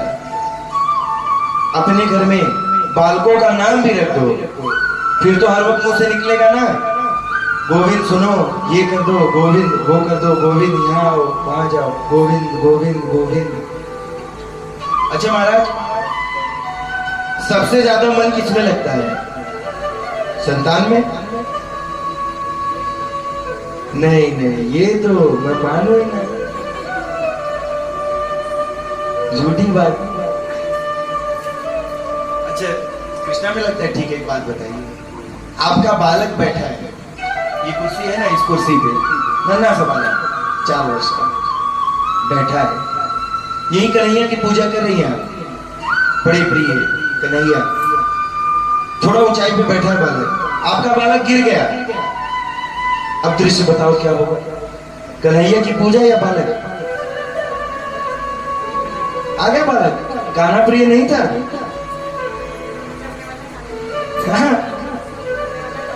सब कर, ये तो बहाने हैं, सब करने वाला गाना है वो ठीक है, लेकिन जब भक्ति है, जिससे ज्यादा प्रेम है उसी के पास जाएंगे। अच्छा एक और उदाहरण लेते हैं, आपका बालक बहुत रो रहा है, पूजा में थोड़ी सी विलंब हो जाए, महाराज 1 सेकंड और इसे चुप करा के, अच्छा रोता छोड़ के चले आओगे क्या कान्हा की भक्ति करने? आ जाओगे? अब बोलो नहीं ना, नहीं होता ऐसा। आपको स्नेह सबसे ज्यादा संतान से है, एक माता के लिए बता रहा हूं। कहते हैं जादूगर की जान कहां बसती है? तोते में। माता की जान कहां बसती है? संतान में। प्यारों, संतान में। बड़ा प्यारे बात है। और जो अपने संतान का नाम ईश्वर के नाम पे रख दे तो वो तो फिर मंगल ही मंगल होगा। अंत समय में सबसे ज्यादा लोग अपनी संतान को याद करते हैं, उसका नाम लेते हैं, और उसी माध्यम से यदि हरि का नाम आ जाए तो भी मोक्ष मिल जाएगा। भरत की कथा याद है ना सबको, कैसे मृग में फंस गए और मृग का रूप लिया, फिर जन्म लिया, फिर हरि नाम लेते हुए कैसे मोक्ष पाया। तो जो अंत में आपके चित्त में आएगा वहीं फंस जाएंगे।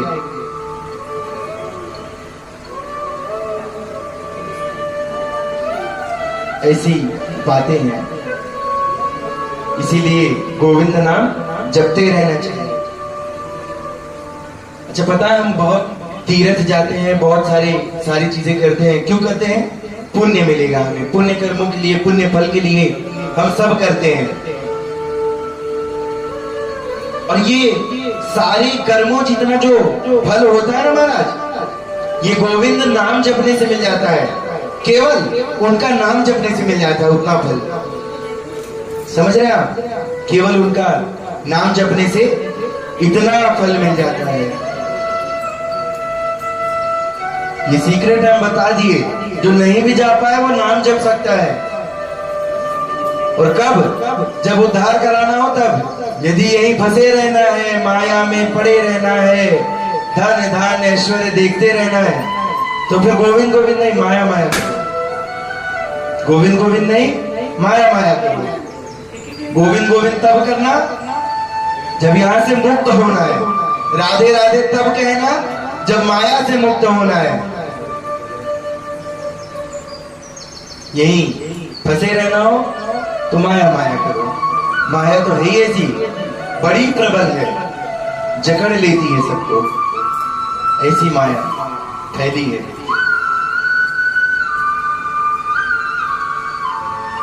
प्यारों, एक प्यारा सा प्रसंग बताता हूं आपको।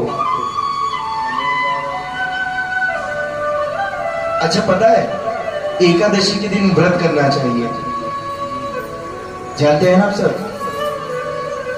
एकादशी के दिन व्रत करना चाहिए। भगवान को यह बड़ा प्रिय दिवस है, और इस दिन जो व्रत करता है भगवान की, ईश्वर की अनन्य भक्ति प्राप्त होती है। अच्छा व्रत भी कैसा? हमने आपको बताया है ना, पहले कथा में बताते भक्ति कैसे करनी है, निस्वार्थ भक्ति, स्वार्थ नहीं कि वो क्या होता है, गिव एंड टेक बिजनेस, चाहिए नहीं कुछ चाहिए इसलिए व्रत नहीं किया है। भगवान से, ठाकुर से प्रेम है और उस प्रेम के अद्भुत होके व्रत रखा। ठाकुर प्रेम में व्रत रखा है, केवल उनके प्रेम के अधीन होकर व्रत किया है। उस व्रत को रख के, एकादशी के व्रत रख के कभी मन में अपने कुछ ऐसा सोचना मत कि ये मिल जाना चाहिए मुझे, कभी कामना मत रखना। एकादशी का व्रत केवल भगवान की भक्ति के लिए रखो। प्यारो, मेरा कहना है ईश्वर की अनन्य भक्ति प्राप्त होगी आप सबको, ठाकुर की कृपा प्राप्त होगी आपको, उनकी कृपा प्राप्त होगी। उनकी भक्ति करके कुछ मांगना नहीं चाहिए। अच्छा, एक बात हम पूछेंगे, आपको लगता है कि कुछ ऐसा हो सकता है जो ठाकुर की भक्ति से बढ़ के हो? आप क्या मांग सकते हो मांग मांग के? हमने फल तो बता दिया कि यदि व्रत कर रहे हो बिना मन से तो भगवान भक्ति देंगे, भक्ति दे दिए अर्थात अपने पास बुलाएंगे। अब इससे बढ़ के भी कुछ और ऐसा आपके मन में है जो मांग सकते हो आप ठाकुर से, ईश्वर से? कुछ भी, धन, धान्य, ऐश्वर्य, वैभव, कुछ भी, बहुत सी चीजें हैं माया में, कुछ मांग सकते हैं क्या? नहीं। प्रभु की भक्ति से प्रबल कुछ नहीं है। यदि एक बार उनकी भक्ति में फंस गए, एक बार कृष्ण से मोह लगा दिया, राधे राधे कहना सीख लिया, तो फिर सब छूट जाए, फर्क नहीं पड़ेगा, गम ही नहीं होगा। दुनिया छूट जाए, गम नहीं होगा, आनंद ही आनंद आएगा। राधे राधे कहोगे, आनंद लोगे। भजनानंदी जानते हो किसे कहते हैं? वो जो भजन में आनंद ले। आप सब भोग में आनंद ले रहे हो। भोग वाला आनंद तभी तक है जब तक सामर्थ्य है। जब सामर्थ्य छूट जाएगा, जब आप कमजोर हो जाओगे, यदि संतान योग्य नहीं निकली, तब कहां से आएगा भोग? महाराज बोलो, भोग चाहिए नहीं चाहिए, भक्ति चाहिए हाँ चाहिए, गोविंद कहना है हाँ कहना है, राधे राधे कहना है हाँ कहना है, माया में फंसना है हाँ नहीं, ठीक। तो महाराज एकादशी का व्रत करिए, भगवान को याद कीजिए और निस्वार्थ भक्ति कीजिए, कुछ मांगना नहीं है। बहुत लोग तो व्रत भी नहीं कर पाते हैं। कलयुग का ऐसा प्रभाव है, व्रत करना भी बड़ा कठिन है, जानते हो ना। आजकल तो ऐसे भी व्रत होने लगे, मैंने कहा रेगुलर आप नियमित जितना खाते हैं व्रत में भी उससे ज्यादा खा ले। ऐसे भी भक्तों को देखा है मैंने, उपवास कर लिए तो उससे ही ज्यादा। अरे प्यारे, व्रत का अर्थ है कि खाने को छोड़ रहा हूं, डबल नहीं कर रहा हूं। व्रत उपवास त्याग है, तपस्या है। यहाँ तो उसे भी भोग बना ले, डबल भोग करूंगा। व्रत बोले ठीक है बताता हूँ, अभी देखो बताता हूँ, डबल करूंगा। बोलिए। बोलते हैं एकादशी व्रत जैसे दूसरों को, जैसे किसी कोई बीमार व्यक्ति है उसको देते हैं तो कैसे दिया जाता है? एकादशी व्रत जैसे है, बोलते हैं पूजा करके एकादशी व्रत, आप अपनी कुछ एकादशी उनके नाम करो, वो क्या चीज होती है? देखिए, आप जो कह रही हैं कि आप, एक होता है ना, हम, अच्छा आपको एक उदाहरण देंगे, आप समझिए। हम पंडित हैं, ठीक है, हमने पूजा कराई, सारे मंत्र हमने कहे, सब श्लोक हमने कहे, आपने कुछ कहा? नहीं कहा। संकल्प हमने कहा, आपने कुछ किया? नहीं किया। हमने जो बताया आपने उतना किया, तो फल किसे मिलता है? जिसने किया उसको मिलेगा। जिसने किया उसको मिलेगा। लेकिन ऐसे नहीं होता। हम संकल्प करते हैं कि यह जो अनुष्ठान, यह जो पूजा, यह जो व्रत, यह जो मंगल कार्यक्रम हम कर रहे हैं, इसका जो पुण्य फल हो, ये जजमान को प्राप्त हो या ये व्यक्ति को प्राप्त हो। जब आप ऐसे संकल्प करके उनके लिए वो व्रत करते हैं, जैसे हम ये अनुष्ठान कर रहे हैं, हमने इसके लिए एक संकल्प किया है कि इस अनुष्ठान के माध्यम से हम क्या चाहते हैं, हमारा एक संकल्प है, हमारे मन में है, हमने क्यों किया है। हमारे जजमान जानते होंगे कि ये सारा अनुष्ठान हमने क्यों किया है। ये वैसे होता है कि इसके सारे पुण्य कर्म की जो पुण्य फल है इसकी जो प्राप्ति हो वो उन्हें हो जिनके नाम पे हमने संकल्प किया है। अब ठीक आपके बारे में बताते हैं। आप एकादशी का व्रत करते हैं, स्वयं भगवान से मांगनी नहीं चाहिए, पहली तो ये हमने बताई।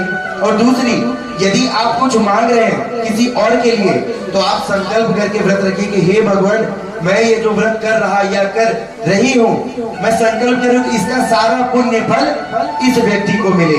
आप ऐसी कृपा करिए, जो बन पड़ेगा मैं व्रत करूंगी, तपस्या करूंगी, तब उन्हें मिलता है। संकल्प का बहुत महत्व है। आप देखिए, कभी भी आप पूजा करेंगे तो सबसे पहले महाराज आपसे क्या कराते हैं? संकल्प। कोई भी पूजा करो, कोई भी पूजा करो, सत्यनारायण सुनो, गौरी गणेश करो, बड़े अनुष्ठान करो, गृह प्रवेश करो, रुद्राभिषेक करो, कुछ भी करो, पहले क्या होता है? संकल्प। क्यों? अगर ये ना हो तो सारा फल तो किसे मिलने वाला है? पंडित को। सारे श्लोक, सारे मंत्र किसने कहे? पंडित ने। आप तो बैठ के सुन रहे हो। अच्छा, पंडित कभी कभी बोल भी देते कि ये दोहराओ, तो भी जजमान एक बार में समझ नहीं पाता, कैसे दोहरा महाराज, बड़ा फास्ट बोल दिए। तो कोई दिक्कत नहीं, आप संकल्प करेंगे कि ये मेरा जो पुण्य फल है ये उन्हें मिलना चाहिए, तो अवश्य मिलेगा। कोई भी अनुष्ठान हो, हम संकल्प करते हैं कि इस सारे जो मंगल कार्यक्रम का पुण्य फल है ये उस व्यक्ति को मिलना चाहिए, इसीलिए हम संकल्प करते हैं।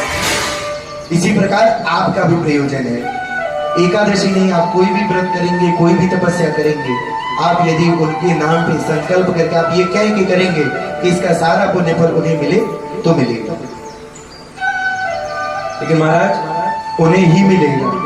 फिर अपने मन में ये मत रखना कि मैंने भी की है, बड़ी बात नहीं है, उन्हें मिलेगा। अब चिंता, खुद संशय, आगे बढ़े। ये राधे राधे, और जोर से बोलिए। आप सब खाना नहीं खाए?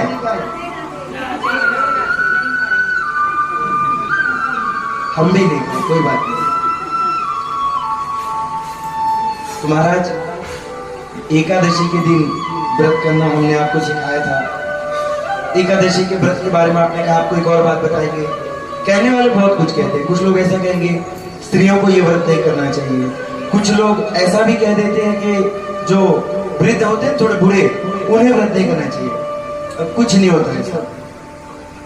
प्रभु की भक्ति हर कोई कर सकता है, लेकिन यथाशक्ति तथा भक्ति होता है ना। लोग अपने अपने लोगों के हिसाब से कह देते, अरे असमर्थ हो, अरे असमर्थ नहीं, तुम्हें करना ही नहीं चाहिए। असमर्थ क्या, तुम करना ही नहीं चाहिए। कहीं ऐसे चले जाओ, कोई महिला बोल देगी महाराज ये व्रत करना चाहिए क्या, आप कर पाते हो? नहीं महाराज, जमता तो नहीं। अरे जमता क्या नहीं, स्त्री को करना ही नहीं चाहिए, समझे? ऐसा कुछ होता नहीं है।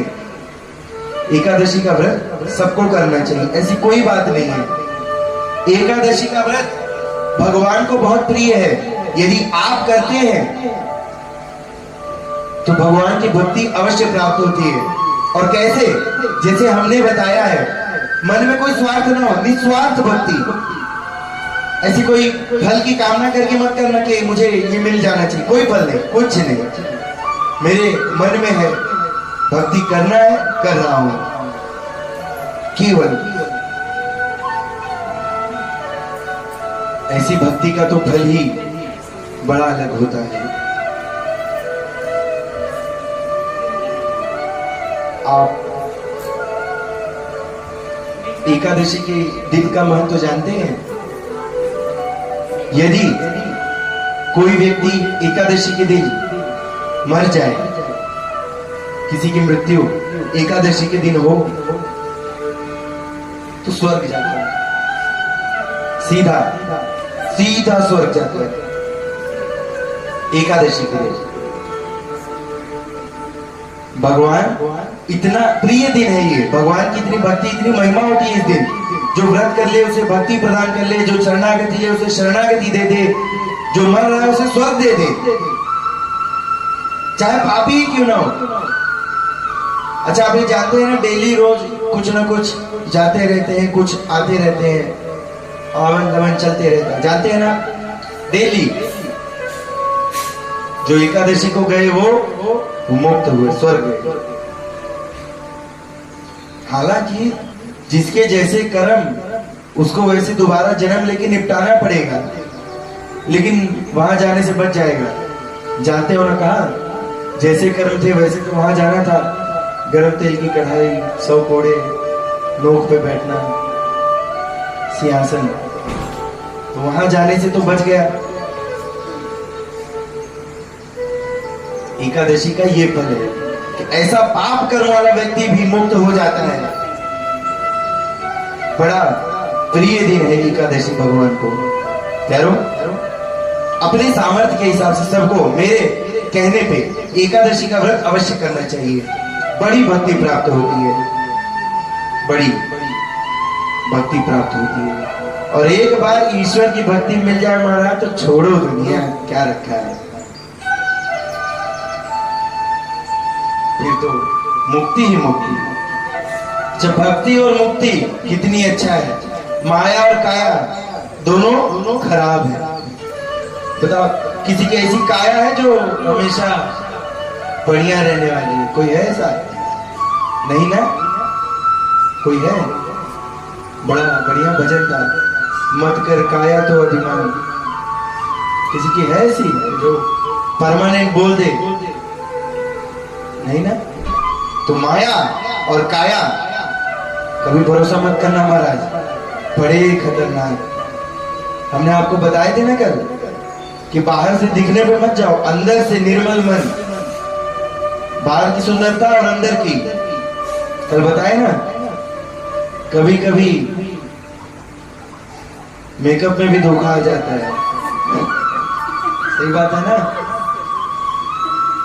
बहुत धोखा होता है। प्यारो, मन के सुंदर देखिए, काया तो बदल जाएगी।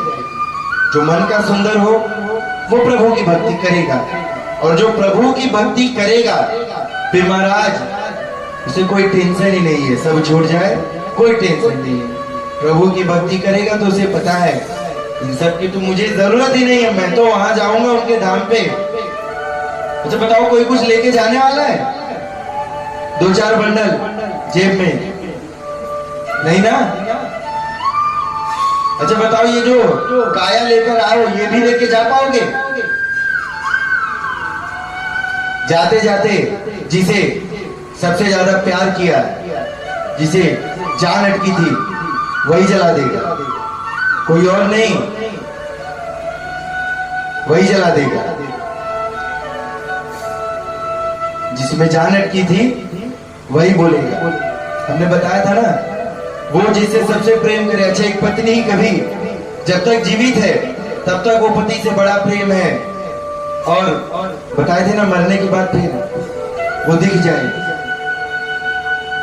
महाराज पीछा ही नहीं छोड़ा, भगाओ इसको, कुछ करो, शांति पाठ। जा क्यों नहीं रहा है? वही है ना, बदला थोड़ी है, प्राणनाथ परमेश्वर। लेकिन नहीं, जब तक हार मास है तब तक तो ठीक है। ये गया तो फिर मत मिलियो, मत दिख जाइयो, दया कर चला जा। प्यारो, केवल भक्ति करो, और मेरे भगवान वो तो तुम्हारा असली स्वरूप जानते हैं। उनके लिए चेहरा मायने नहीं रखता, वो कभी देखते ही नहीं किसी का चेहरा, वो तो मन देखते हैं कि किसके मन में कैसी भक्ति है, किसके मन में मैल है। हमने पहले ही बताया था, अभक्ता अभिज्ञान दोष कथामृतम। अभक्त कभी भक्ति कर ही नहीं सकता, न कथा सुनेगा, न पूजा करेगा, न मंदिर। अभक्त कुछ नहीं कर सकता। कोई अगर भक्ति कर रहा है तो भक्त ही केवल भगवान की पूजा कर सकता है। भगवान की कथा का असली रसास्वादन केवल भक्त कर सकता है। अच्छा पता ना, कथा हम यही कह रहे हैं सबके लिए एक ही है। कुछ लोगों को बड़ा आनंद आता है, कुछ लोग भक्त में इसलिए सुनते हैं, और कुछ लोग नहीं सुनना चाहते। वो क्या बार बार बोले जा रहे बहुत टाइम से। कुछ ऐसे भी होते हैं, आपने नहीं देखा, आप नहीं जाने, लेकिन होते हैं, हमने देखे हैं इसलिए बता रहे हैं। होते ना घर से माँ बाप जबरदस्ती वाले, चल बहुत बिगड़ रहा है, चल के वहां बैठेंगे। होते हैं कि नहीं? होते हैं। तो वो बैठ के भी कुछ समझ में नहीं आता उसे। हमने बोली, उसने सुनी, यहाँ से आई, यहाँ से को कुछ नहीं समझेगा। अभक्तास अभिज्ञान अनदोष कथामृतम, वो नहीं सुन सकता। उसके लिए ये केवल 4 शब्द हमने बोले, उसने सुने, वो भूल गया, हम कह के चले गए। भक्तों के लिए तो ये कथा भगवान का चरित्र है। हमने कहा, भक्तों ने सुना, भक्तों ने चिंतन किया, भक्तों ने भगवान के दर्शन किए। हमने आपको पहले बताया था ना, शौनकादि ऋषि कथा श्रवण करने में भी कितने कुशल योग्य थे। अच्छा, सबको कथा सुनने नहीं आती, कथा सुन भी कैसे रहे वो। हमने एक बात कही, उसने नेत्र बंद किए और वो दृश्य उनके सामने घूम रहा है कि कैसे कैसे भगवान ने जन्म लिया। हमने कह दिया और वो कल्पना करने लगे, हाँ भगवान ने कैसे जन्म लिया होगा, कैसे बड़े हुए, बाल लीला दिखा रहे हैं।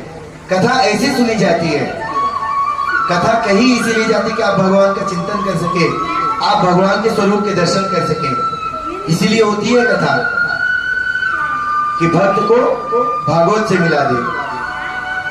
यही तो है भागवत कथा। और इसी प्रकार जो भक्ति करता है उसे और किसी चीज की जरूरत है ही नहीं। तो महाराज, हम अपना प्रसंग सुनाते हैं, बातों में बह गए। एकादशी का दिन भगवान को प्रिय है। एक दिन की बात है, एकादशी का दिन बाबा समझ रहे, नंद बाबा चले गए यमुना स्नान करने, और दूत आए वरुणदेव के, उठा ले गए, ले जाके बंद कर दे, चलो हो गया। कन्हैया गए बाबा को छुड़ाने के लिए, और जब छुड़ा के ले आ रहे थे ना वापस रिटर्न, बाबा बोले, कान्हा तेरी तो यहां भी नहीं वहां भी बहुत चलती है। क्या पृथ्वी पे तो सब तुझे ब्रज में प्यार करते थे, मैं समझ गया, लेकिन देवता भी तो तुझे बहुत चलती है। काहे? हम गए तो हमको बंद कर दिए ले जाके जेल में, और तू आया तो सब वंदन कर रहे हैं, श्लोक पढ़ रहे हैं, इतना बड़ा आसन दिया बैठने के लिए, मालार्पण हुई, बड़ी चलती है। ब्रज तो ब्रज, यहाँ देवताओं को भी मोह लिया। अरे मोना, बाबा कह रहे हैं, देखिए ठाकुर जी ने कैसे कहा, नहीं समझे नहीं आप। क्या नहीं समझे? बोले बताता हूं। बोले हमने ना पहुंचते उनको बता दिया कि मैं नंद का छोरा हूं। हम पहुंचते बता दिए कि मैं नंदलाल का छोरा हूं, इसलिए मैं आपका नंद का छोरा, इसलिए इतनी सब वो जो आप देखे माला अर्पण, श्लोक, मेरा वंदन इसीलिए हुआ। अच्छा, अब हमें बताएगा। स्वयं नंद गए, उनको बंद कर दिया, और नंद का छोरा है इसलिए ये सब। कान्हा, अब मुझे तो पहाड़े पड़ा रहा है। होता है ना कभी कभी आपके बालक आपको बड़ा घुमाते हैं, हंसी ठिठोली, बातन घूम जा बात भूल जाए। तो नंद बाबा बोले, अब इतना बड़ा हमें बता रहा है, नंद का छोरा है तो इतनी सेवा, और नंद स्वयं है तो उन्हें बंद कर दो। नहीं, आप समझे नहीं, पहचाने नहीं, आपको पहचाने नहीं। बोले हाँ कैसे, कभी देखा नहीं ना आपको, सिर्फ आपकी कथा सुनी है कि नंदलाल ऐसे नंदलाल वैसे, कभी देखा थोड़ी है। देवता आए देखा कभी ब्रज में? तो देवता आए देखा कभी ब्रज में? देखा थोड़ी आपको, सिर्फ जानते सुने हैं। जब यहाँ से लोग ऊपर जाते तो पूछते हैं, लोग बताते हैं कि नंदलाल ऐसे नंदलाल वैसे। अच्छा हाँ, वो नाम जानते हैं, मैंने उस नाम का फायदा उठाया। मैं क्या, मैंने बताया मैं नंद का छोरा, तो लोग बात मान लिए। मैं आपको भी यही कह के छोड़ा, ये तो नंदलाल। अच्छा, इतनी चलती है। देखिए भगवान बात में नंदलाल को ही घुमा रहे हैं, कैसे ठिठोली कर रहे हैं उनके संग, नंद का छोरा।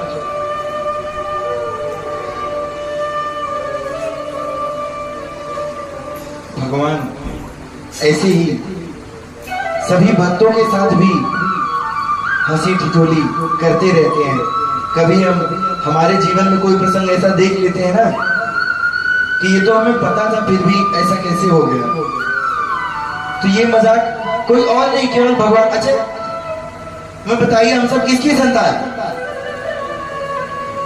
ईश्वर की ना, सारे गॉड फादर ईश्वर ही है ना। तो माता पिता कभी अपने बालकों के संग हंसी ठिठोली करते हैं, क्यों? ताकि उन्हें आनंद आए। हम भी हमारे जीवन में ये जो अनुभव करते हैं, ये जो अनुभूति होती है, ये कौन कराता है? बोलिए, केवल परमेश्वर नारायण ही तो कराते हैं मेरे ठाकुर जी, और कोई है? और तो सब हमारा दुख देने ही आए हैं, और सब दुख देने ही आए हैं। आनंद कोई देगा तो केवल गोविंद देगा, बाकी देंगे तो दुख देंगे।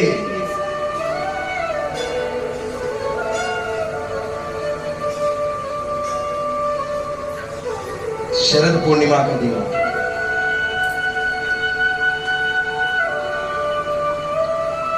रात का समय, रात्रि,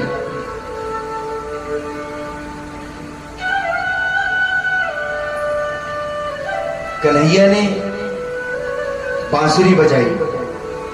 बड़ा सा प्यारा प्रसंग है। कन्हैया ने बांसुरी बजाई, और याद है ना, मैंने अभी बताया था कि कब प्राप्त होगा? साधना करो 1 वर्ष और। कौन से दिन? शरद पूर्णिमा के दिन। यारों, वो दिन आ गया। कन्हैया ने बंसी बजाई, और ऐसी बजाई कि सभी गोपियों के कानों में गई।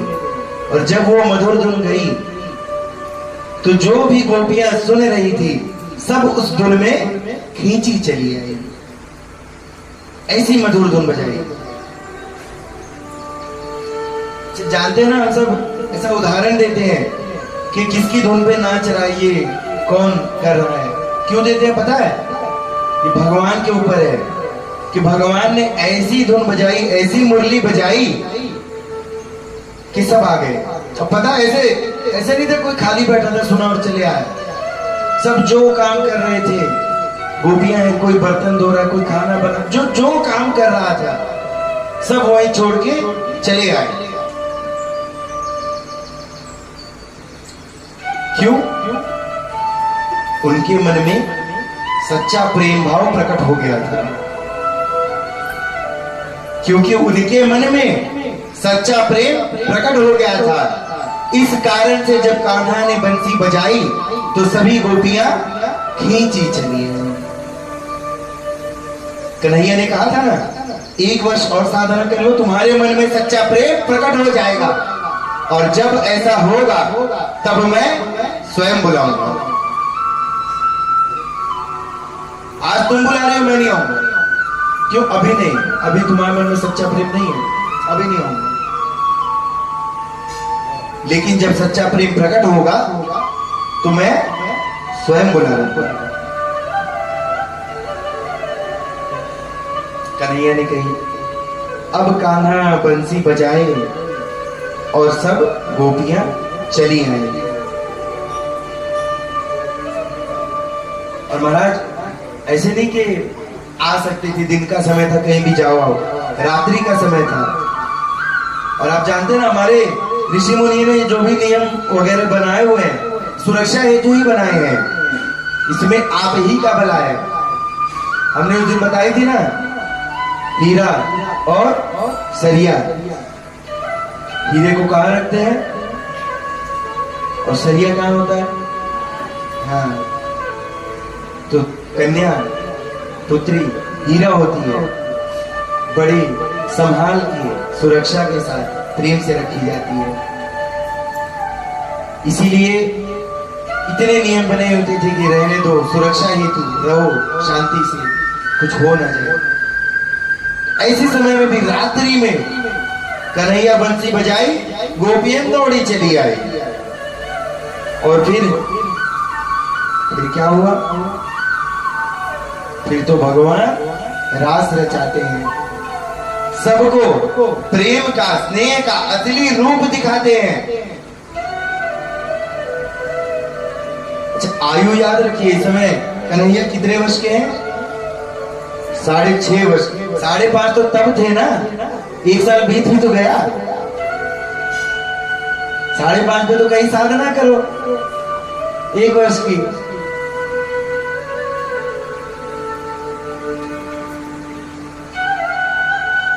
कन्हैया 6.5 वर्ष की उम्र, बंसी बजाई, गोपियां दौड़ी गई। अच्छा, पता है ये रास वाला पूरा प्रसंग क्यों हुआ था? जानते हो कन्हैया ने रास क्यों रचाई थी? आज लोग रास का मतलब डिस्को समझ लेते हैं, यहां जाएंगे नाच के। नहीं, ये रास नहीं है। रास कन्हैया ने रचाई थी और ऐसी। अच्छा, पता है भोलेनाथ 2 बार आए थे? कौन जानता है? नहीं, हम बताते हैं ना। बाबा 2 बार आए थे। जब कृष्ण ने जन्म लिया था तब दर्शन करने के लिए भोलेनाथ आ गए थे। कैसे? ब्राह्मण का रूप धर के आए। मैया से कहा बालक का दर्शन करा दे। मैया नहीं, मैं बालक को नजर लग जाएगी। वैसे ही पता नहीं कौन से मुहूर्त में पैदा हुआ, ऐसे ऐसे राक्षस चले आ रहे हैं। पूतना आई, तृणाव्रत आया, पता नहीं किसकी। अब मैं तुम्हें नहीं दूंगा, नहीं। मतलब महादेव उन्हें बाहर खड़ा कर दिया था, नहीं देखने दूंगी। महादेव नारायण से प्रार्थना कर, एक बार दर्शन करा दीजिए अपने बाल स्वरूप का। बोले हम तो करा दे, मैया से कौन बोले? उनके सामने किसी की चलती है क्या? जब बताइए, माताओं के सामने किसकी चलती है? किसी की चलती है? नहीं ना। याद है ना, हम बताए थे, माता छड़ी लेकर, याद है? माता के सामने किसी की चलती है? नारायण बोले हम तो तैयार हैं, यहीं बैठे हैं, बता भी दी यहीं बैठे हैं। एक है 2 हाथ पार करोगे, मैया यहीं छुपाई है। लेकिन मैया को मनाओ। भोले जी बड़े मनाए, बड़ी बातें बोले। कहे अच्छा अपने हाथ में रखना, ये भी बोल दी, अपने हाथ में रखना, मैं केवल दूर से देख लूंगा और आशीर्वाद दे दूंगा। का हाथ में भी मत देना। वो सब तो आए, हाथ में लिए और लेके गए ना, हाथ में मत दो, मैं दूर से केवल दर्शन करा दूंगा। नहीं, मेरे लल्ला को नजर लग जाएगी, दूर से देख के भी तुम नजर लगा दो। होता है ना टोना, होता है, और टोना पड़ दिए तो मेरा लल्ला तो बड़ा प्यारा, नहीं दिखाऊंगा।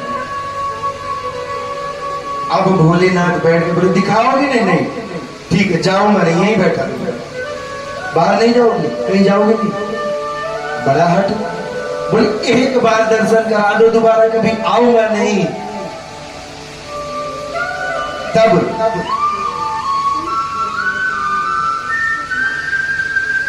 उनकी बड़ी बहन आती है और वो पहचान जाती है कि ये कौन है।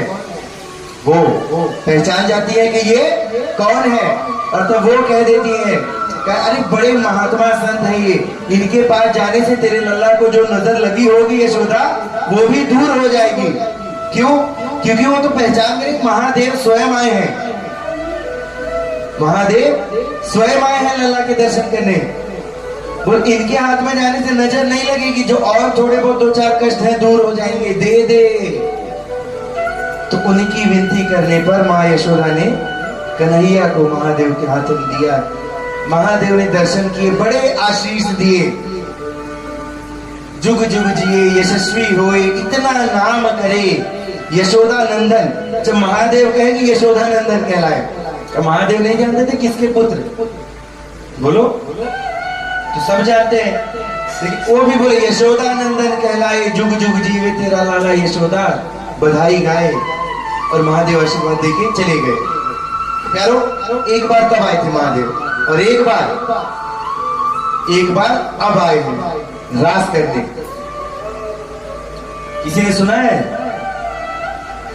एक बार भोले भंडारी बनकर ब्रज की नारी गोकुल में आ गए। अच्छा, हम बता रहे थे आपको कि ये रास का पूरा प्रसंग क्यों हुआ था। एक बार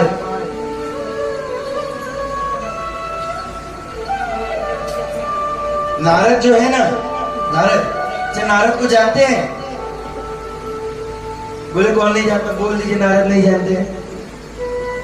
सभी जानते हैं ना। नारद तो सबसे ज्यादा फेमस हुए। कुछ देवता भी उतने फेमस नहीं है जितने नारद हैं। अपने टाइम के मीडिया वाले हैं नारद, उस समय के। आगे बढ़ाते ना, चंदे खबर यहां से वहां फैलाने का काम कौन करता था? नारद करते थे अपने समय के। तो एक बार की बात है प्यारो, नारद ने क्या किया? कामदेव को कहा कि तुम्हें क्या लगता है तुम सब पे विजय प्राप्त कर सकते हो? हाँ, काम से कौन जीता हमारा? कामदेव ने कही नारद को। नारद बोले है एक, तो उसका तो ऐसा तेज है, पता नहीं कितनों को डुबा दे। काम तुम क्या हो, तो कोई उस पर विजय पा नहीं सकता। ऐसा कोई है ही नहीं ना, काम तो करे, ऐसा कोई है ही नहीं जो काम से जीत जाए। बताइए, ऐसा कोई है जो काम से जीत सकता है? नहीं। और कलयुग में कोई नहीं है। कलयुग में ऐसी सिद्धि प्राप्त कर ले ऐसा कोई नहीं है। नारद बोले एक है, जाओ उसके पास, यदि तुम उसे हरा दो, उस पर विजय प्राप्त कर लो, तब महाराज बात है। कामदेव ने बोले ठीक है, अब ही दिखाते हैं। चले आए किसके पास? कृष्ण के पास। कन्हैया को सारी बात बताई, ऐसी बात है। नारद ने भेजा। पहले तो काम बोले कि तो 6 वर्ष का बालक है, क्या काम? बोले नहीं, तुमसे रहे तो तुम तो हार ही जाओगे, हम जाते हैं। अब जब भगवान ने काम दे कहा कि नहीं, अब तो युद्ध करना पड़ेगा। भगवान ने कह दी, किसने? कन्हैया ने कह दी कि कामदेव अब तो युद्ध करना ही पड़ेगा।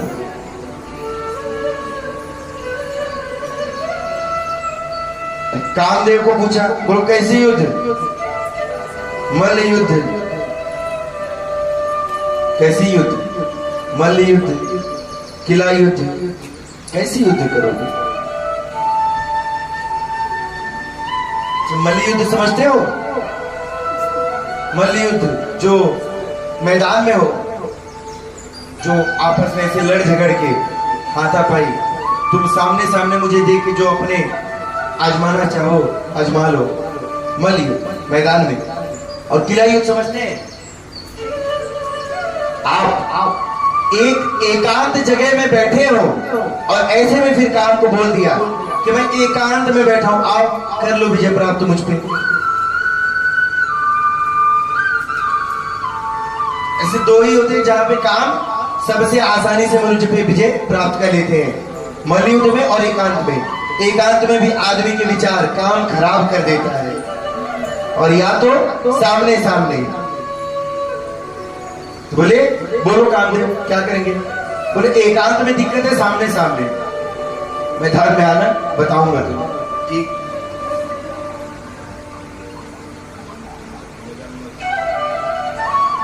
प्यारो,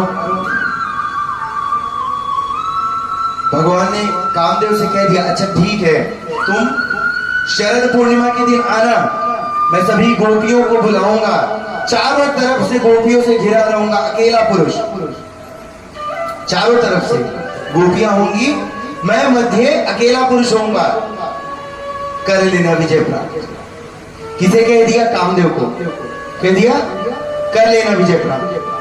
कामदेव बोले कैसी बात करो, तुम हार जाओगे, ये तो मेरे लिए एकदम बोलते हैं ना सुनहरा गोल्डन अपॉर्चुनिटी, बोले चारों तरफ गोपियां होंगी, तुम अकेले, मैं यूं विजय प्राप्त कर लूंगा। कौन बोले? कामदेव। अब महाराज रास वाला दिन आया, भगवान ने सभी गोपियों को बुला लिया। हमने बताइए आपको, बंसी बजाई, गोपियां आ गई, स्वयं महादेव भी आ गए, नारी बन के, गोपी बन के, और भी बहुत से संत ऋषि जो महात्मा तेजस्वी थे भगवान की रास में आए। देखिए महाराज, ऐसी रास जिसमें देवता आना भी चाहते थे, आज के जैसा नहीं। आज रास नहीं है, आज डिस्को है। भगवान क्या, भगवान का दूध भी नहीं जाए, कोई ना जाए। गोपियां चारों तरफ से गोपियों से घिरे हुए हैं मेरे कन्हैया। और कैसी, अच्छा गोपियां भी कैसी आप जानते हैं? गोपियां आप कल्पना नहीं कर सकते।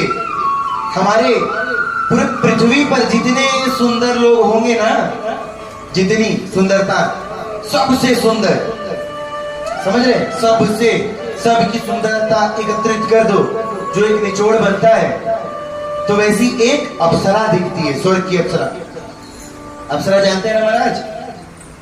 उर्वशी, रंभा, मेनका, और भी बहुत सारे हैं, तीन फेमस। तो स्वर्ग की अप्सरा और एक अप्सरा, पूरे पृथ्वी की तुम्हारी जितनी सुंदरता है, कल्पना के बाहर तुम्हारे, ऐसे सब इकट्ठा करके एकत्रित करो तो ऐसी एक अप्सरा। और ऐसी जितनी अप्सराएं हैं, ऐसी जितनी अप्सराएं हैं स्वर्ग में, जहां भी, सबको एकत्रित कर दो, उन सबकी सुंदरता, तो वैसी एक गोपी। समझे महाराज? गोपियों की सुंदरता कैसी है? गोपियां इतनी सुंदर, और इतनी सुंदर सुंदर गोपियों के बीच अकेले कन्हैया, अकेले। काम बोले तो अब है तुमको हरा देंगे तुरंत, अब भी विजय प्राप्त कर दिखाते तुमको, ज्यादा टाइम नहीं लगेगा। कन्हैया गलत स्थान पे खड़े हो तुम, बोले हाँ कर लो, जो करना है कर लो, कर लो अपने मन की। बोले ठीक है। अच्छा गोपियां भी कैसे हैं पता आपको? अब गोपियों के मन में निस्वार्थ प्रेम था, उन्होंने तो कन्हैया को अपना प्रीतम मान लिया था कि यही मेरे परमेश्वर है।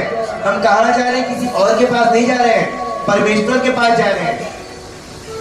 गोपियों ने 6.5 वर्ष का बालक नहीं देखा, गोपियों ने तो परमपिता परमेश्वर को देखा, अपने स्वामी के पास गई थी। समझे? गोपियां स्वामी के पास गई थी, अब उनके मन में निस्वार्थ प्रेम था, कोई मोह नहीं, कोई माया नहीं, कुछ नहीं, केवल प्रेम था। कृष्ण मेरे, हम कृष्ण के।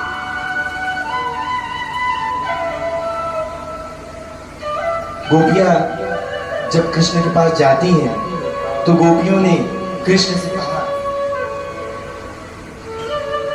अच्छा पहले क्या क्या पता है? अपने अंग से साड़ी और दुपट्टा होता है ना तो वो निकाल के आसन बनाया, कृष्ण को बिछाया, उस पर बैठाए, महाराज बैठ गए। तो उनसे पूछा, देखिए कितना सुंदर भाव है, उनसे पूछा कि हे कृष्ण, कई प्रकार के लोग होते हैं, कहे वो जिनकी भक्ति करनी चाहिए उनकी भक्ति करते हैं, ऐसे लोग, और जिनकी भक्ति नहीं करना चाहिए, जिनको नहीं भजना चाहिए, उनको भी भजते हैं, ऐसे भी लोग हैं। समझ रहे हैं आप? जिनकी करनी चाहिए करते हैं, उनका भजते हैं, और जिनकी नहीं भजनी चाहिए उनकी भी भजते हैं। बोले ये तो ठीक था, तो ऐसे भी है जो दोनों में नहीं भजते ही नहीं है। बताओ कन्हैया, कौन श्रेष्ठ है? कन्हैया ने क्या जवाब दिया कि जो निस्वार्थ भाव से प्रेम करता है, जिनको भजना चाहिए उन्हें भजता है, कोई कामना नहीं करता उनके प्रति। जैसे मैंने आपको बताया, फल की चिंता नहीं। जब जानते हैं कर्मण्येवाधिकारस्ते मां फलेषु कदाचन, मां कर्म फलेतु भूर्माते संगोस्तम कर्मणि। फल की चिंता नहीं, हम केवल कर्म करते हैं। तो ऐसे ही कन्हैया की केवल वे भक्ति कर रहे थे।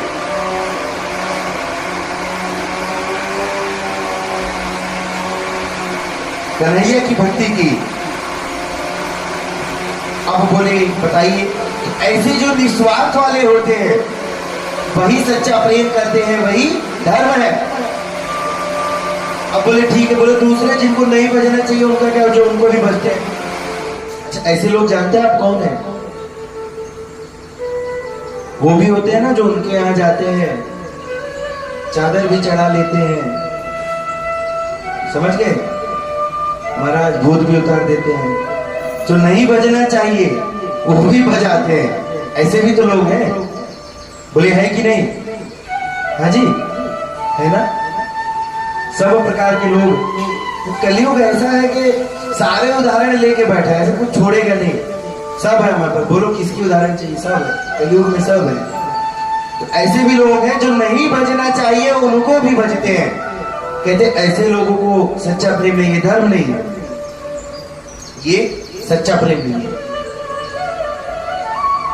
कि जो आपके धर्म में है केवल उनकी पूजा कीजिए, उन्हें भजिए और सच्चे मन से भजिए। निराकार स्वरूप ओम है। अच्छा बताइए, कोई और ईश्वर है क्या? कोई ऐसा नहीं कह सकता। कोई कहेगा कि हम ईश्वर के संदेशवाहक है ना? और कोई कहता है कि हम ईश्वर की संतान है। किसी ने ये कहा हम ईश्वर है? अच्छा महाराज, महाभारत याद है? अर्जुन कृष्ण संवाद, ये बात बाकी सब मिथ्या है, मैं ही सत्य हूं, मैं ही ईश्वर हूं।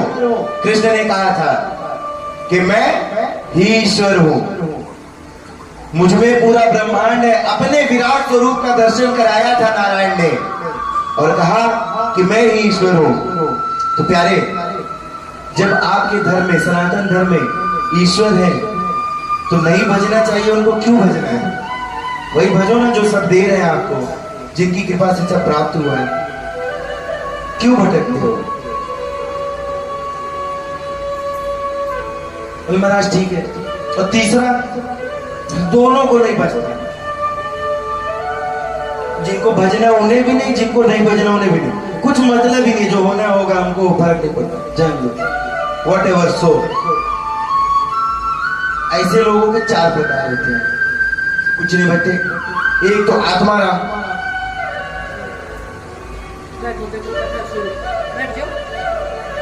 जो भोग में रह के भी इच्छा रहित हो, जानते हो? दूसरा वो जो भोग में रह के भी इच्छा रहित हो, ऐसे कृतज्ञ होते हैं। और तीसरा, जिनकी ब्रह्म दृष्टि नहीं हो,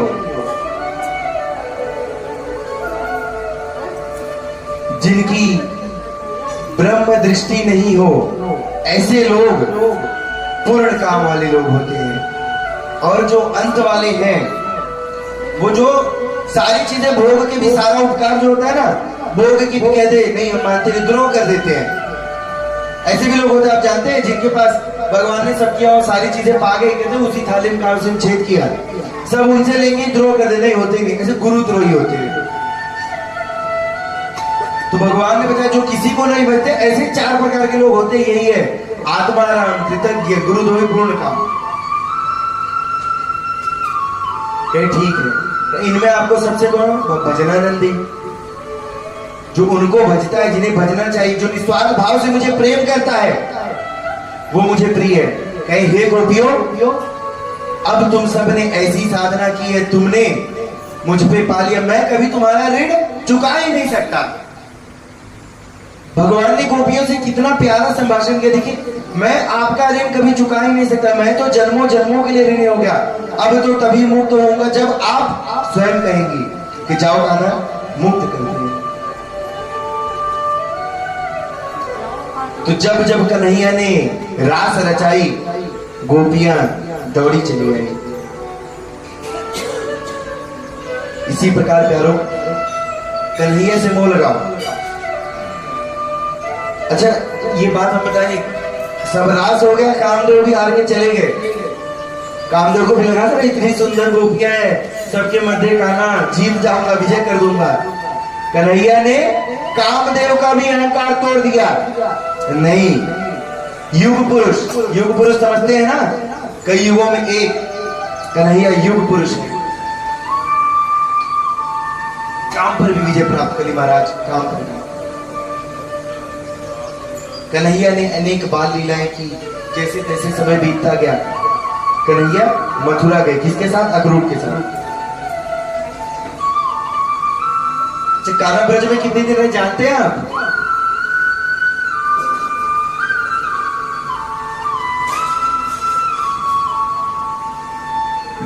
11 वर्ष 56 दिन। 11 वर्ष 56 दिन कन्हैया ब्रज में थे। 11 वर्ष 56 दिन। और जब इतने दिन रहने के बाद जब कन्हैया मथुरा गए तो फिर दोबारा कभी ब्रज नहीं आए। फिर लौट कर दोबारा कभी ब्रज नहीं आए। एक बार जो गए कन्हैया, उनकी जो भी बाल लीलाएं थी यहाँ पे की, और इसके बाद फिर वो धर्म की मार्ग पे चले गए, फिर राजनीति। 11 वर्ष 56 दिन। और ये जो आयु है महाराज, ये बाल लीला की आयु होती है। ये जो आयु मैं आपको बता रहा हूं, यही बाल लीला की आयु होती है।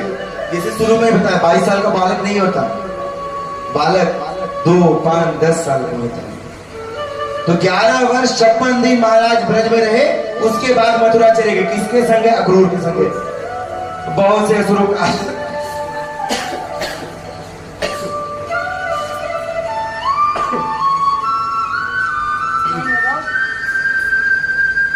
तो बहुत से असुरों का नाश किया कृष्ण ने। कंस को मारा, चाणूर को मारा, वसुदेव देवकी को कारागृह से निकाला, राजा उग्रसेन को निकाला, उग्रसेन को राजा बनाया, जरासंध को कई बार हराया, कालयवन को हराया, रणछोड़ कहलाए जाते हैं ना।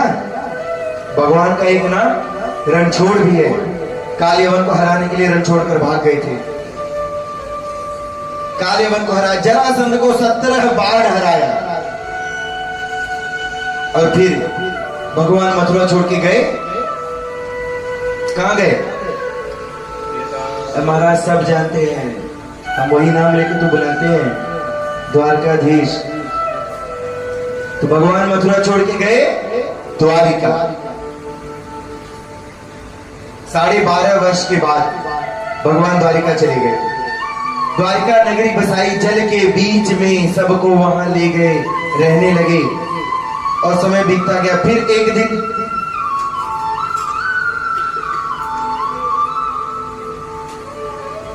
देवी रुक्मणी का पहला संदेश आया। ब्राह्मण लेकर आए थे देवी रुक्मणी का संदेश। संदेश में लिखा था, हे स्वामी, मैं आपसे प्रेम करती हूं, मैं आपकी हूं, मेरा भाई विवाह करा रहा है। विदर्भ नरेश की पुत्री थी रुक्मणी, विष्पक नाम था। तो उनके घर में सब तो चाहते थे कि उनका विवाह कृष्ण से, सब जानते थे कि कृष्ण से कितना प्रेम करती है रुक्मणी। लेकिन रुक्मणी का एक भाई भी था बड़ा, रुक्मी, बड़ा अहंकारी था। और कृष्ण से होता है महाराज, हमारी किसी से जमती नहीं तो बोलते इससे रिश्ता नहीं। रुक्मी बोले कृष्ण से नहीं, शिशुपाल से। तो शिशुपाल, हाँ, अभी अभी जरासंध ने उसे गोद लिया और वो जरासंध हमारे मित्र हैं, शिशुपाल हमारा मित्र, शिशुपाल से करो। ठीक। घर में उसकी सब मानते थे। उसके पास ब्रह्मास्त्र था, परशुराम से पाया था, और विद्या काफी ताकतवर था, इसलिए सब मांगे ठीक है। अब रुक्मणी ने संदेशा भिजवा दिया। महाराज बोले ठीक है, जय कन्हैया लाल की। निकाले रथ, सेना लेकर चले गए भ्राता बलराम के साथ। अब बोले आप यही रुको, मंदिर में है वो, हम जाते हैं, अभी लेकर आते हैं, आप यही रुको। ठीक। बलराम जी रुके थे, वो गए और भगवान जब गए तो रुक्मणी जी माता गौरी का पूजन कर रही थी, माँ गौरी का पूजन कर रही थी। और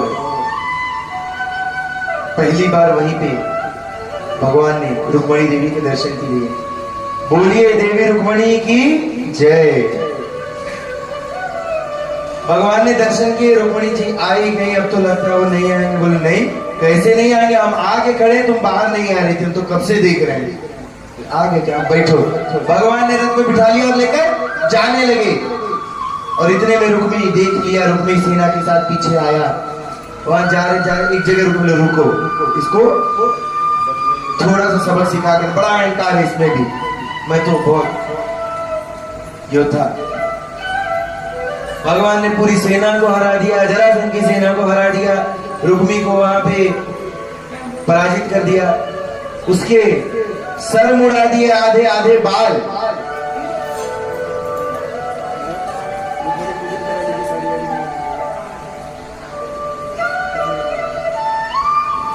आधे सर मुड़ा दिए, आधे बाल, और रुक्मी को छोड़ दिया। और भगवान रुक्मणी को लेकर द्वारिका चले आए और फिर रुक्मणी के संग विवाह करवाया। और महाराज द्वारिका में ऐसे ऐसे सुरक्षित भाव से रुक्मणी विवाह हुआ वासुदेव कृष्ण के साथ कि क्या ही कहूं। पूरी द्वारिका सजी थी, सब सजे थे एक तरफ से, मानो कोई उत्सव हो। ऐसे रुक्मणी और कृष्ण का विवाह हुआ। आइए जरा एक बार पूजन करके हम भी फिर भगवान के विवाह का थोड़ा आनंद लेंगे भजन लेकर, और फिर आज की कथा को यहीं विराम।